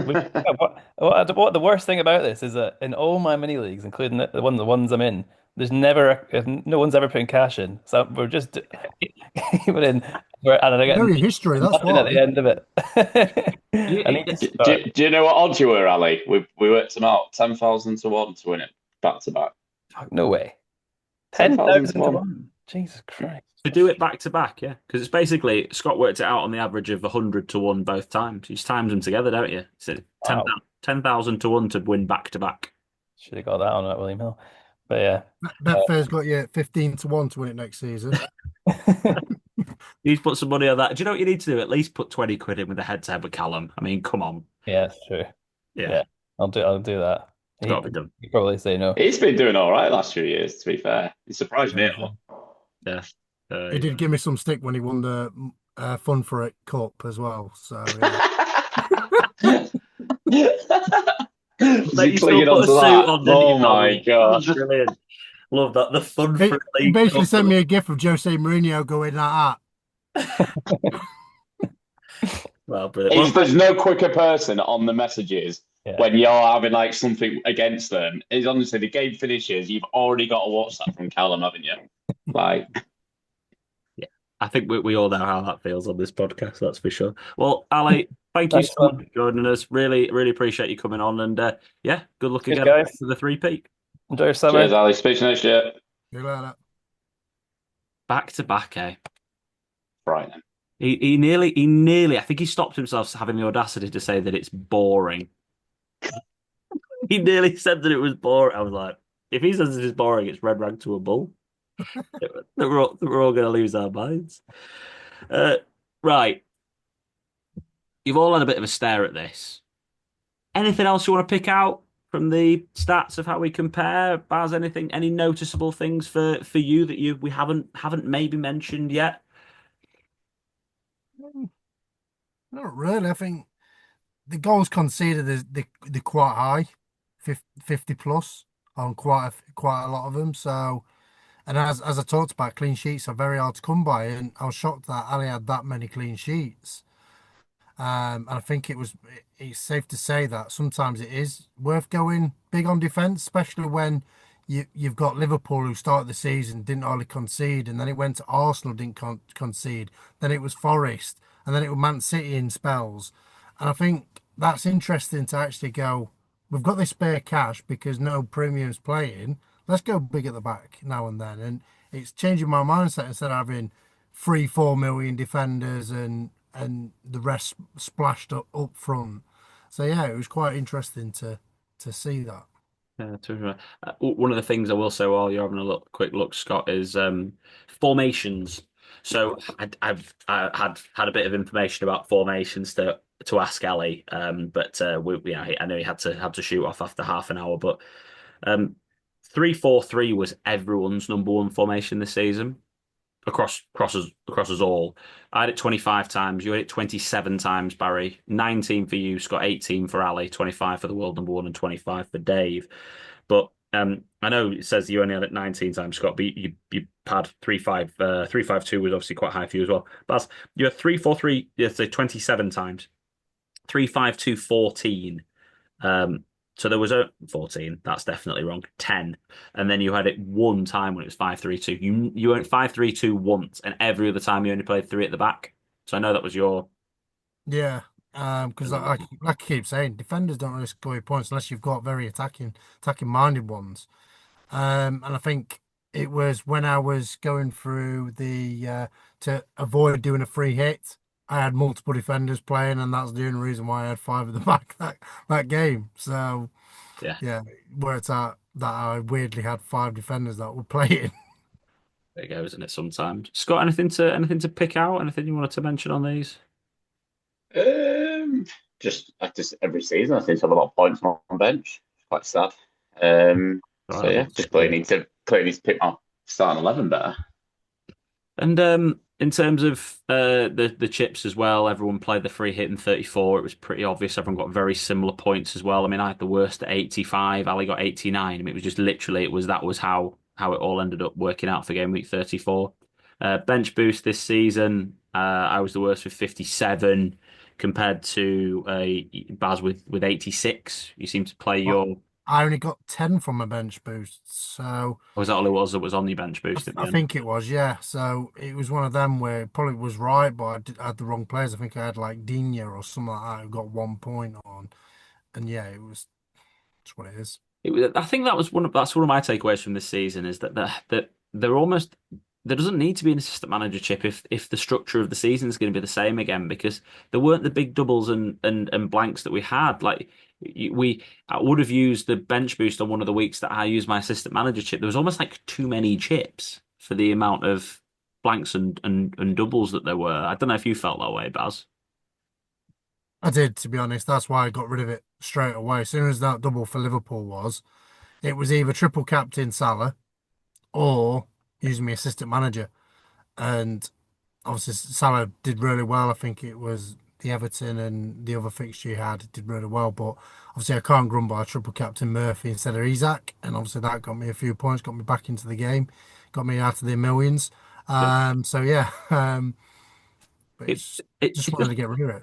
It just felt hard to play a different chip strategy. Like three of the six on here played their assistant manager in 34. The triple captain was the only one that was a bit of variation. The bench boost was four out of the six with game week 33. Free hit, everyone was 34. Wildcard, everyone was game week 30 by you in 31, Baz. And wildcard one was game week 12 for me, Scott, and the world number one. And you and Ali were game week 8 and Dave number 6. So there wasn't a massive variation in terms of chip usage across the season. Um, any more points to make on that one, Scott? Before I run through a few of these lovely graphics that we've got. No, plenty to get through in there. So yeah, happy to move on. Yes. So let's have a look at our season differential totals. So we picked these out at the start of the season. Our under fives and under ones for podcast listeners. I had Jota and Ben Brereton Diaz. Baz had Doku and Cavalier. And Yeah. Scott had Fulkrug and Madueke, who I don't know where he's gone, Madueke, but he had a really good start to the season, didn't he? Did all right in the Europa Conference League as well, final. Yeah, to be fair, he did all right. So the winner of the under fives was Baz with 88. I got 87, and Scott got 42. As if Doku got more points than Jota, Baz. I know, I couldn't believe that because when you said Jota was under five, I was like, bloody hell. And then next day I looked when we recorded, he were like nearly like 10%. I was like, oh, that's a bit cheating, that having him.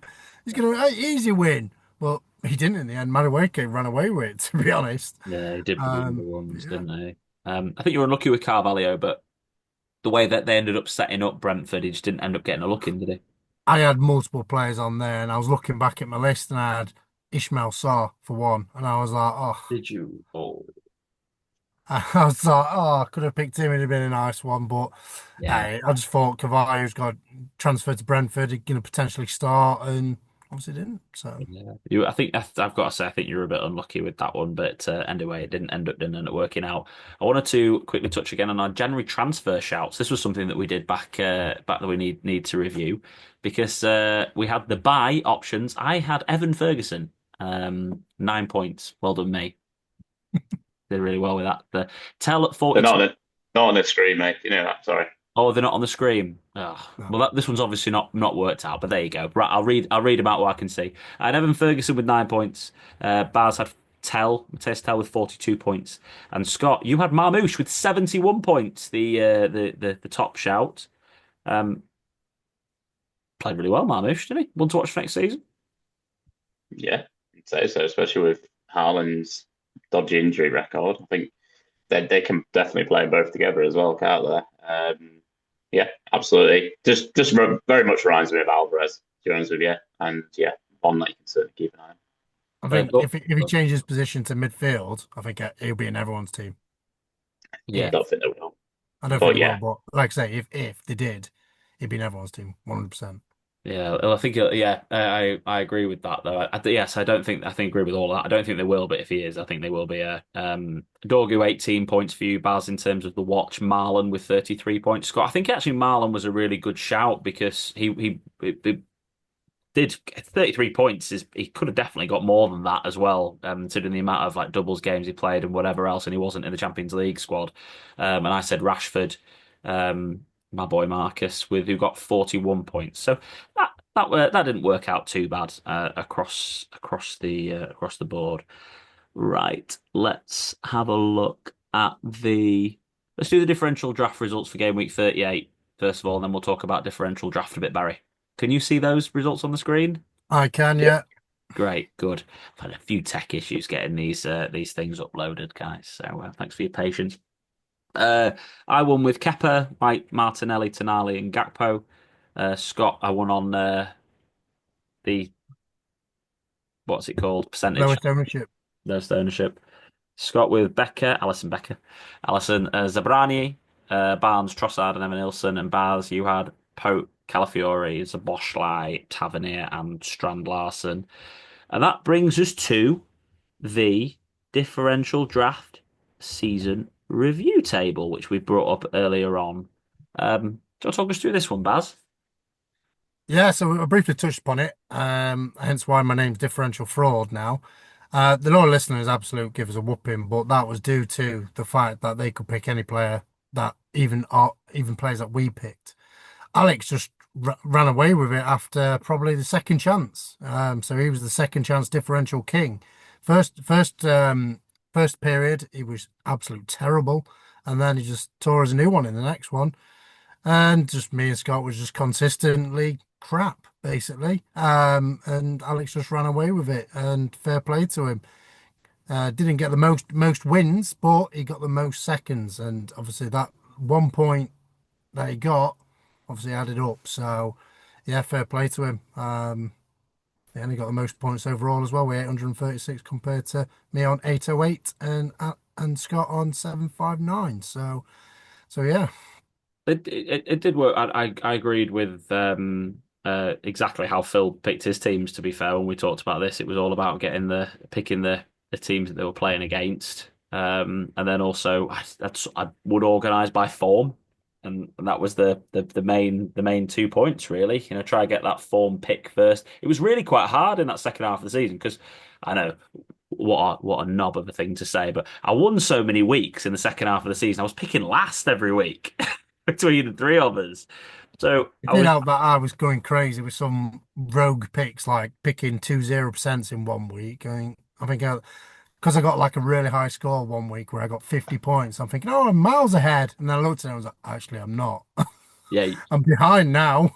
you definitely opened the door for me. And yeah, second in terms of that. So that was a really good fun. I enjoyed that. And if this lets me actually upload this would be great.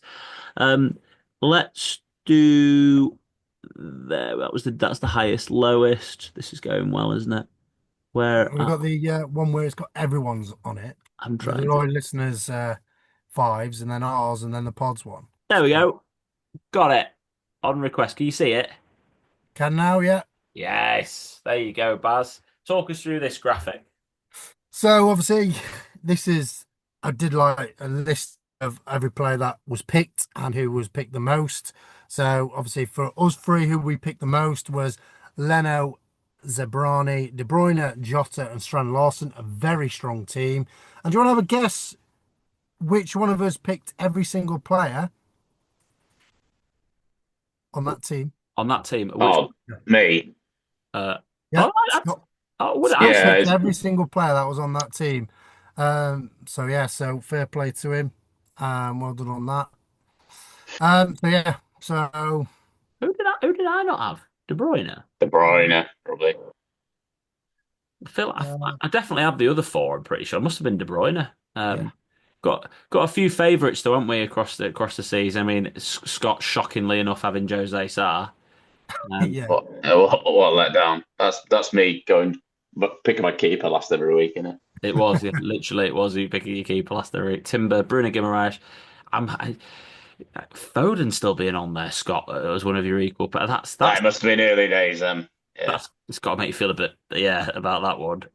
The rest of them all make sense. I mean, Hoyland's just, again, he's a pick that I had as well. He's just a low-owned striker. That's Baz. You had a number of defenders in there. yeah. I had Calafiori picked twice. Collins obviously twice. All of them were picked. Estupinian, Gusto, James, and Patson. So yeah, picked various defenders there, and obviously, guess who picked the most defenders out of us all? You. Yeah. Can I have a guess how many I used? Oh, okay. So, 15. no, I think you'll have used, hang on, 24. I used 33 defenders. Oh, God. You only have to have one as well. But yeah, that was mental. Who picked who do you reckon picked the most players? The most different one. Probably. I'd have said you as well, I'd have thought. Yeah, I'd have said I would have picked the least because I didn't do any prep. So one of you two. And that answers my next question. So I picked the most. I picked 121. And Scott, you picked the least, as you said. Yeah. Do you know how many players you picked? Probably from 45. 60. 98. Oh, okay. Okay, Few more than I thought. that's not too bad. Okay, that's a different one. Who picked the most goalkeepers? Not me. Alex. Me. Yes. Do you know Yeah. how many? I like 7. different. My goalkeepers different because I used to go for like keepers which played Is it higher or lower than 7? higher. How big higher? Double? Yeah, I'd have gone for like 12. It was actually 19 keepers you used. Wow. There's only 20 teams in the Premier League, Al. It doesn't surprise me. I used to always. Beat Ramsdale 4 times. I did like going for the keeper that might get some save points because no one was getting clean sheets. So I was like, I'll just go for the save points. Who used the most attackers then? Let's try. Strikers. Scott. Strikers? What do you mean? Thought we all have one. I'm really confused Yeah, by but this who question. picked the most? The most different. Different ones. Oh, it wouldn't be me. I literally just had those three on the screen all season. I'm going to go for Baz. It was actually you, Scott.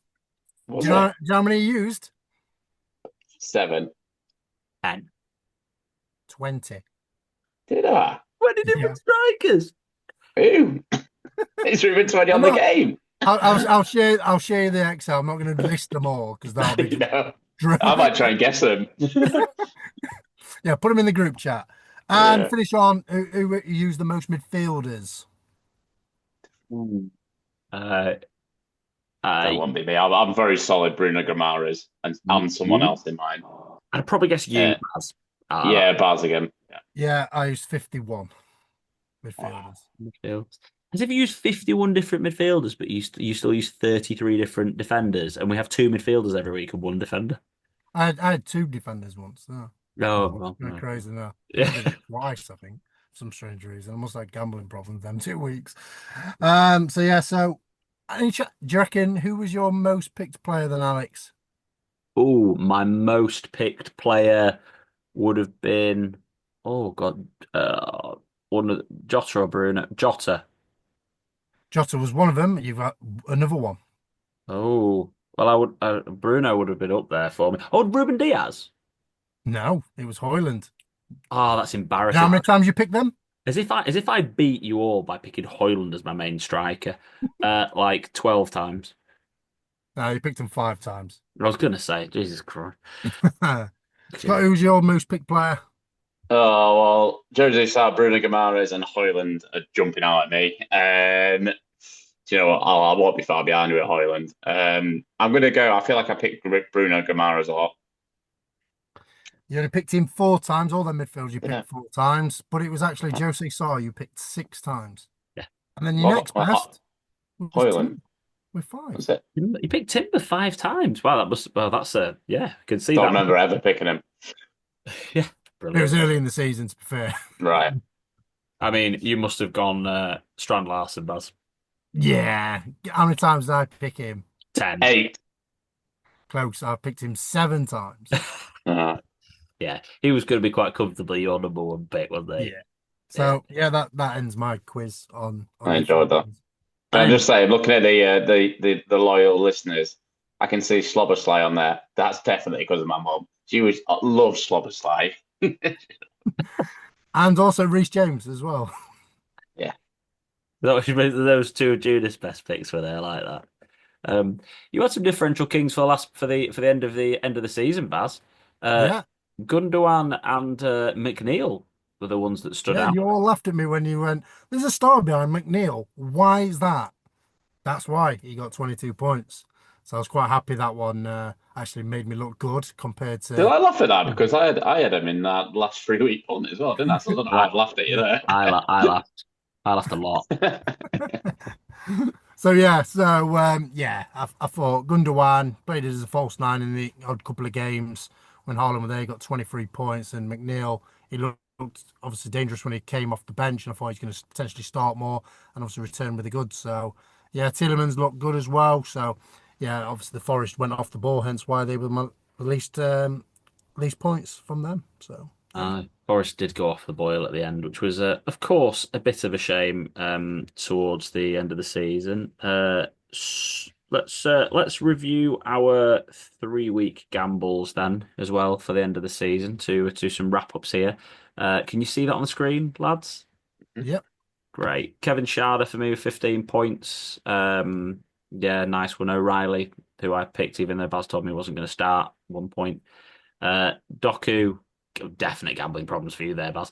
5 points. And Ciso, I think you got unlucky with 4 on that. I would have, and Ciso was on right up there on my list as well. People. Yeah, it was one of them where he passed the eye test, but obviously didn't deliver. So I think I might need to go back to Specsavers. Same with Doku as well. He passed the eye test in one of the games prior to the Southampton game, and I was thinking, yeah, I'm definitely going to pick him as one of my under fives, and just didn't deliver. I think the Pep Roulette obviously cost me as well. So, but it is what it is, and we just lived in Scott's world in these 3 game weeks, to be honest. I'll be honest, these punts and stuff towards the end of the season, I seem to have really come into my own. I'm really proud of myself. Mateus Nunes shouts a very good one, 11 points. Yeah. McNeil Scott as well with 11 points, win the 5%. But the under 1%, Mateus Nunes with 11 was excellent. And then what that's done, Scott, is took you past me on the under ones because I was winning the under ones until these last 3 punts. So talk through this table, Baz. This was the 3 week gamble results when we started them in game week 12. So it's not on the screen. Damn it! Why does it work? Hold on. I'll see if I can get this shared because it's important that it is shared for you to see it on here. If not, I've got it on my phone, so I can talk it through that. So, can we see it now? yes, we can. We can. Yes, we've done it. So we didn't start this from week 1.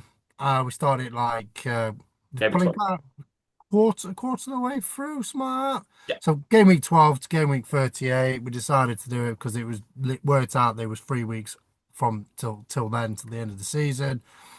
Overall points, Alex won massively on the under fives. He got 138 points.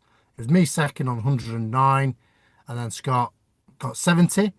But strange enough, he got 70 on 1% or under. So he Got absolutely 78 here, did I? smashed it. Killing me. Got 78. 78? On what? Yeah, sorry, mate. 78. Sorry. That's right. Yeah. I made one mistake on graphics. I apologize. Sack me. I'm doing it voluntary.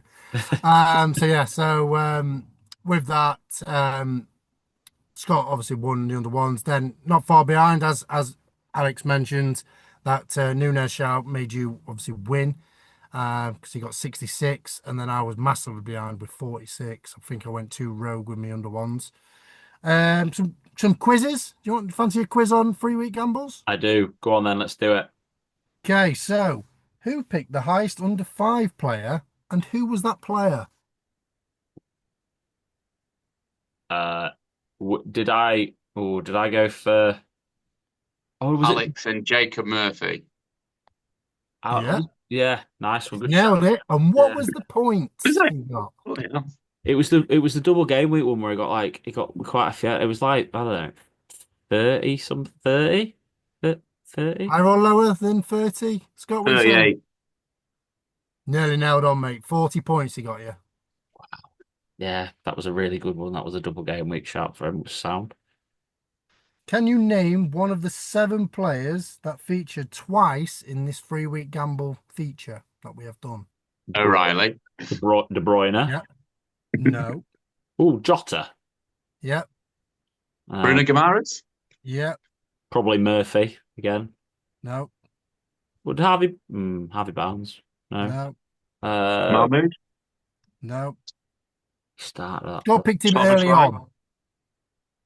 And he was like an ex-Leeds player. Doku. Somerville. Somerville, yeah. That went well, Scott.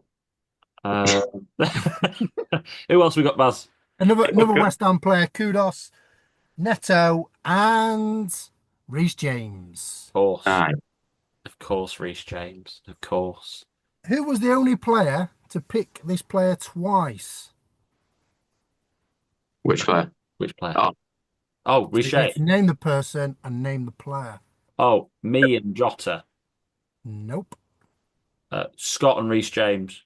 Scott and Reece James, yes. Back-to-back weeks, wasn't it? Back-to-back.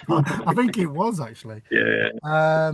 Who picked the highest score in 1% or under? And who was it? Me. No. No. Who did we have? Oh, that's a good one. Because didn't they go up like massively as well? No. No, Massively no. really. I picked him once and you all laughed at me. Oh, okay, right. He Strand was Larson. video doing a rap. Central C, I think it was. Iwobi. No. No. Who did it? Who does? Didn't he? He's releasing music though, isn't he? Iwobi. Yeah, but he did it for the Champions Parade. He did it. The rap. He got The caught Liverpool on. player then.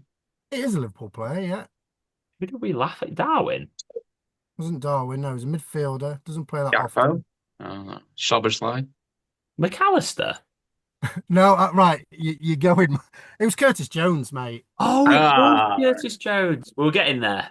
We'll get He in. was getting there slowly, but I was thinking we're dragging on massively on this pod. So I thought, Well, I right. only had Gravenberch, Harvey Elliott, and Curtis Jones to get. Yeah, exactly. Yeah, so I was like, we don't want to go through like me listing all the differentials for every single player, every single team. So you want to have a guess how many points he got? 12. 15. He got 16. Scott's not bad at guessing the points. And last one, who got the lowest combined total in the 3 week period? What's the score? It's been some bad ones, hasn't there? Probably you with like 2 points. No, it Even wasn't though he 2 did points. really well, I feel like it was Alex. No. It was me then. Yes, it was you. Me in 6 points. 3 points. 4 points. Ah, Who was it? It was Cash and Bailey you picked. Yeah, They both got I'm 2 big on points. Villa. they must have had some good fixtures, but it's yeah, maybe that must have been that period of the season when Matty Cash was dropped for ages. Seems it. Yeah, that's the end of the quiz. Thanks for playing. Well, I enjoyed it. I enjoyed that, Baz. Thanks for that. Right, I'll get these graphics off. I'll get Ali Farrell's Word document off the screen. Really professional graphics from me, as per usual. That was the listener stuff. So we've got just. I think all I've got left to cover is the final. Oh, I did have a couple of things that I asked Heather as well that I need to cover off. But because Heather came fourth in our league, unfortunately she couldn't make it onto the podcast. But the number one lady again, moment of the season that propelled her to success was the triple captain of Salah in game week 24, and she had loads of chips left at that point, which was good. She kept talking about trusting her gut, and the amount of time she wanted to trust her gut and then didn't. Basically, she didn't trust her gut because Jack kept telling her not to. So she could have been even higher up the league if she hadn't listened to Jack. So there you go. Picking Pep as her assistant manager against Southampton. She wanted to move to Frank, but played it safe instead. Favourite players, Salah and Marmoush were up there, but overall was Mbumo, which makes sense. Biggest troll was Saka. The biggest takeaway is to trust your gut. So thanks, Heather. I like that. I think all of that was pretty useful stuff. So team of the season. If anyone's watched any FPL content, they'll have all of these bits and bats up here anyway. This team would have been about 74k in the world with Salah as captain, 2,525 points. If you've not made any changes all season, this is a team value worth 100 million. Pickford in goal, Gvardiol, Munoz, Milenkovic, Bowen, Palmer, and Bumo, Salah, Visser, Isak, Wood. Bench of Sells, Diaz, Kirkes, and Cucurella. Scott, this season, your favourite player, your biggest troll? Anyone else Yeah, really stuck out for you as well? yeah. I've been thinking about this. I got probably a couple of favorite players. I really like Munez and Kirkes. Like, I think that they're such unbelievable value, and really enjoyed watching them. Really attacking fullbacks, and was really cheap on the game as well. I'll be honest, there's a couple of times where I got burnt by benching Kirkes, and he would get assists, get a goal, and that's probably where quite a lot of my points actually were left on the bench with him. And then probably another player that I brought in towards the end of the season that kind of, it took me over the line, took me to like top 2 in our money league, top 7 in the pod league is the guy on the screen in midfield there, Jared Bowen, for a really poor West Ham team. You know me, I'm a bit of a West Ham soft spot. He's done the business. I think I went on him probably a little bit earlier than a lot of other people as well. So I would say they were troll this season. I think Isaac. I remember a game watching where Isaac should have scored like a hat trick and he scored none, and I think I'd captained him, and other captains had already come in at that point. And obviously, for the moment earlier where Baz told me he was injured, and then I took him out and he scored twice. So a couple of those, and then really quickly, just to moan, probably the free hit week where a certain Jack Alcroft just ran like absolute god, and he's already been mentioned on the pod earlier, but Sessegnon scored in the last second. Jamie Vardy missed the penalty and the keeper saved it, and just everything went Mr. Halcroft's way, and I'm not bitter. Yeah, the end of that free hit week was very swingy. It ended up with a lot of people getting very similar point scores in the end. But there could have been some big gains, and the Sessegnon thing screwed me as well, to be honest, at the end of there. Yeah, interesting on here, we see that like there's Milenkovic was probably the most consistent throughout the season, but then Munoz, Pickford, and Guardiola really picked up towards the end of the season. I mean, Guardiola got scored all of his goals at the beginning, but got all of his clean sheets at the end, and then did nothing in the middle. We had Palmer start the season really well, and Bowen finish the season really well. Salah and Mbumo just be consistent throughout the middle of the whole season. We had Wood start the season well, and Isak finish the season well. And this will be consistent. It's quite interesting to see as you look throughout. The players here that I never really got on. Luis Diaz was one of them. Cucurella and Sells again. Pickford. I never had that play, and I never got on the Milenkovic. I never got on the Forest defensive bandwagon, and I feel like that was a really Me neither, mate. I feel like there's a big gap there that I just didn't. And the player that I wish I'd owned in this team that I never did own this season was Bowen. I just couldn't get him in. I don't think I brought him in. Maybe I did. I bring him in last day of the season. Can't remember now, to be honest. Game week 38 is just a haze, to be honest. Baz, bit on my biggest troll, Kirkez, for exactly that reason, Scott. Kirkez and Saka were my biggest trolls. Saka, Palmer's got to be up there as well, but they just never delivered when I had him, and Kirkez just constantly kept kicking me in the balls when he was on my bench. Baz, favourite player of the season, biggest troll? Favorite player, I mentioned him briefly, and I think it was because I triple captained him, and I got massive gains from it. Was Jacob Murphy. I got him pretty early, got off him when he was struggling for form, and then got back on him again, and I just enjoyed the ride of Jacob Murphy. So that was good on that one. Haaland ride, I wanted to get off as soon as possible, but I kept going on and on and on and on, and I think I had a season ticket near enough. So yeah, so he was awful for me. Digne as well, as you kept saying, he's a rotation risk, but I stayed loyal to him. That was an issue. Um, I, I don't think I ever even owned Mbumo, don't think I did, and that's probably why I did so poor. I had Weiser at a point, and Isaac, as you mentioned earlier, when you went through them stats, was my biggest troll. So yeah, so quite a few. I was just getting on and off the players at the wrong times, and I think the only one I got right was Jacob Murphy. And I think that's why he was my favourite player. Yeah. It felt very much the season of form, didn't it? It felt very much the season of even like you had sort of players like your Hudson Odoi and Elanga. They both had like really small runs where they just did it like had amazing return numbers.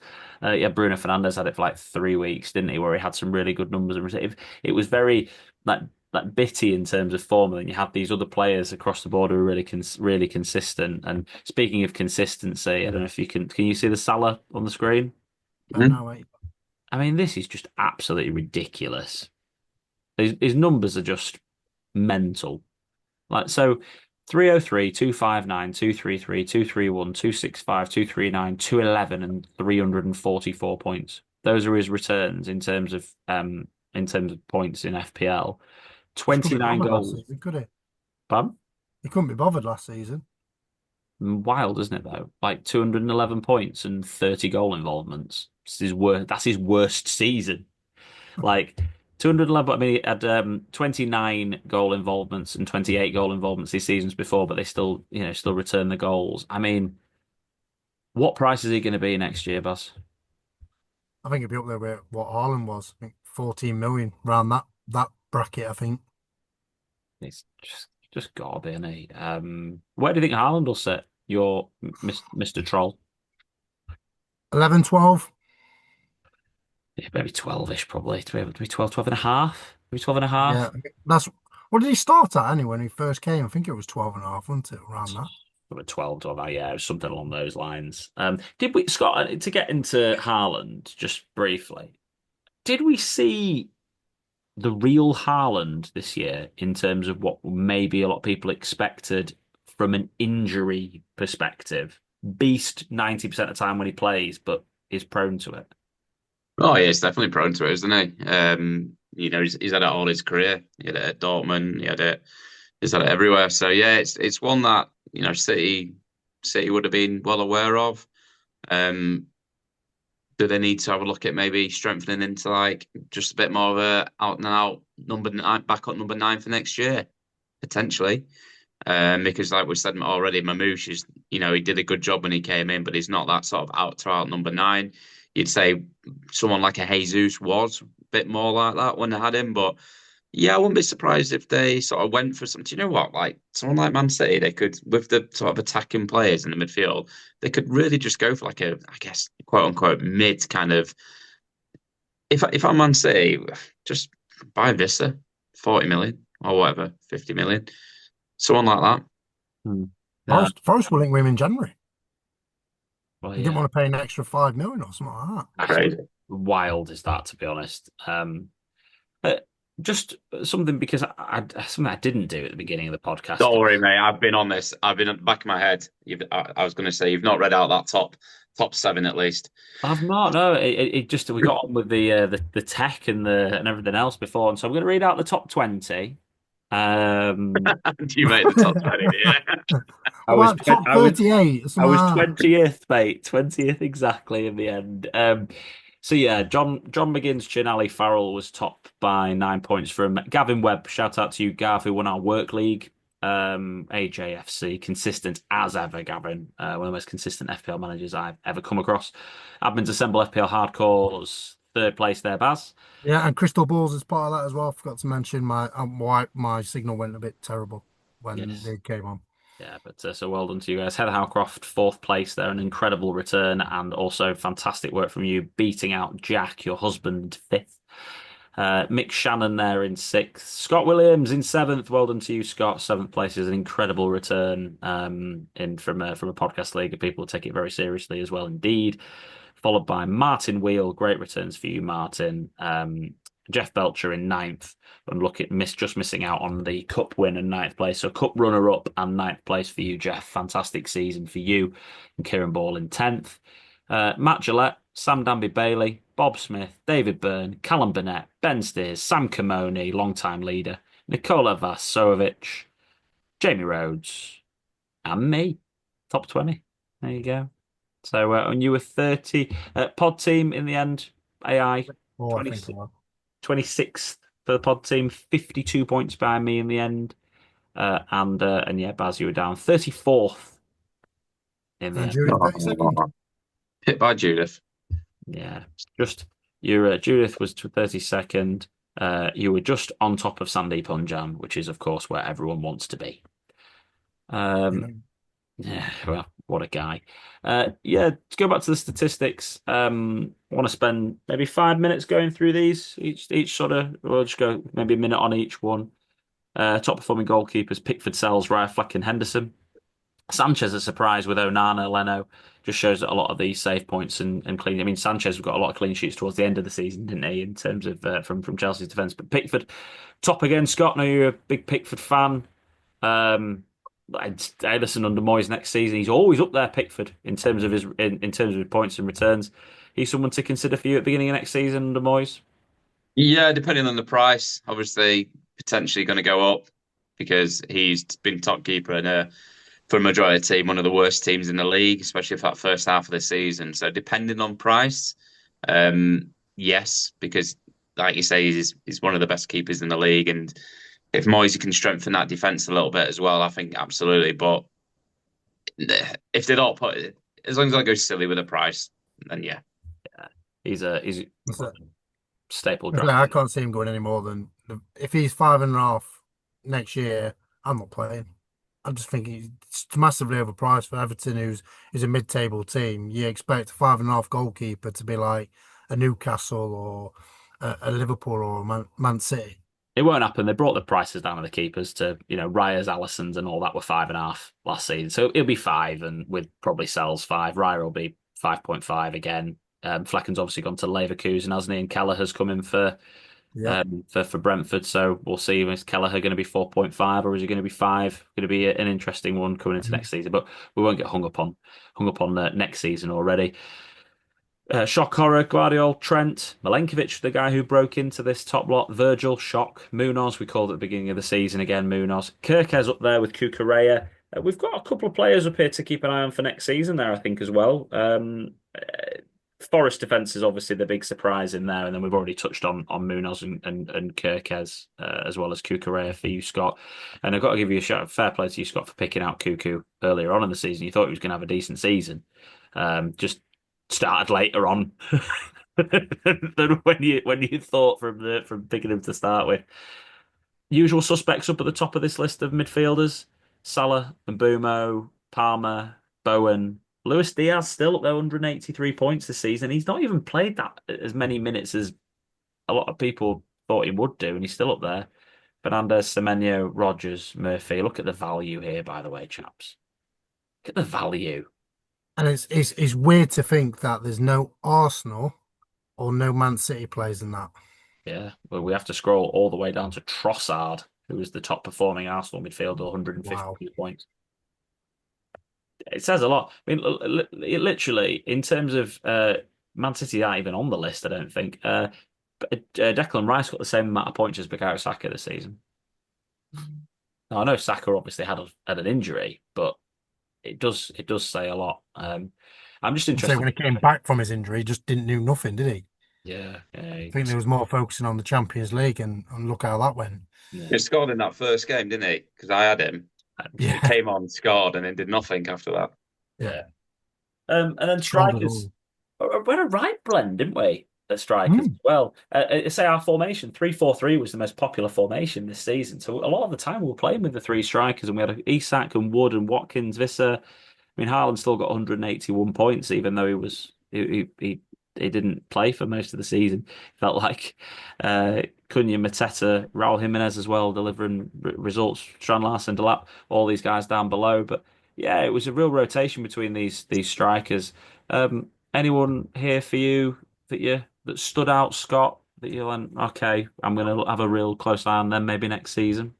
Yeah, I would probably not if Mbeumo was going, but Vista would have been one. I don't think I ever brought him in. Might have brought him in very, very shortly, and his class. And I just, yeah, he's one that I would probably had a look at. Cunha would be interested in that Man United team.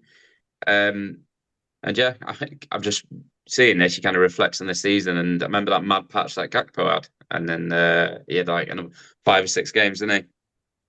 But that kind of that's what I was sort of getting at with the form situation. It felt like a lot of these players just sort of started returning and then just they started as soon as they'd started, they'd already stopped. So like what was it? Gakpo was 9, 9, 9, 12 all in this bit before, and then as we got further up the season, he had like a 60, yeah, 12, 5, 6, 16, 5.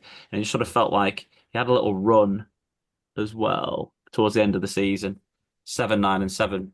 But it just there was no consistency with them, was there? And I think that was one of the hardest things to nail down. Even with Isak, I mean, he finished the season 50% owned.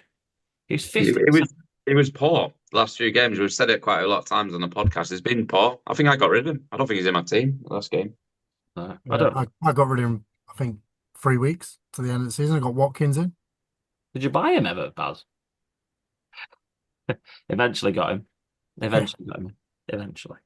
Um, have I covered it? Actually, one striker that Oh, do probably be decent to look at next season is Delap at Chelsea. you think he starts over Jackson? Whew, it's a tricky one. Because that's my debate. Like they I'll have brought to wait till pre-season, friend, and see what happens on there. they brought up Jackson to bring the best out of Palmer. I just don't know. It feels like they've just bought a backup striker, and now more than anything else. Yeah, I felt like they needed to go bigger than Delap. But Yeah, I think the 30 million was a cheap option, and he's English. Maybe they want to get that criteria in since they didn't buy Sancho. well, let's not talk about that. Well, we'll be back next week. We'll do a football podcast anyway next week. Have I forgotten anything, Baz? Have I remembered everything? I've gone through, I've done all the graphics. I believe so, mate. We've been going for about 2 hours now, so yeah, Yes. Wasn't anyone that's still here? yeah, This is it. 3 games. Yeah, well, there's everyone still. Hey, do you know what though? One of the things I like about this podcast is you don't have to listen to it all in one go. There's no time pressure. Listen to it all over the summer if you want to. You know, yeah. you've got nearly 2 months to listen to this podcast, so you don't have to listen to it all at once. So if you haven't got to this point, you aren't loyal enough. You've let us down. So hopefully everyone is. But thanks ever so much for everyone for tuning in. Thanks ever so much for joining us for this season. So we'll be back next week. We're doing a football review as well. We'll be talking about all the transfers that have happened so far, maybe a little bit like the Club World Cup, but also just talking about Premier League football and everything surrounding it anyway as well. So don't forget to like the video on YouTube, subscribe to our YouTube channel, share it with your pals. Don't forget to give us a 5-star review wherever you get your podcasts from. And then, yeah, don't forget to subscribe to our social media platforms, All in Football Pod, All in Football P, Twitter, Instagram, and TikTok, and follow the FPL Affairs Facebook group, where Baz will, of course, be posting all of these wonderful graphics. Barry, thank you for this season, you differential fraud. I love you very much. Try and get my crown back off here next season. So thank you for having me.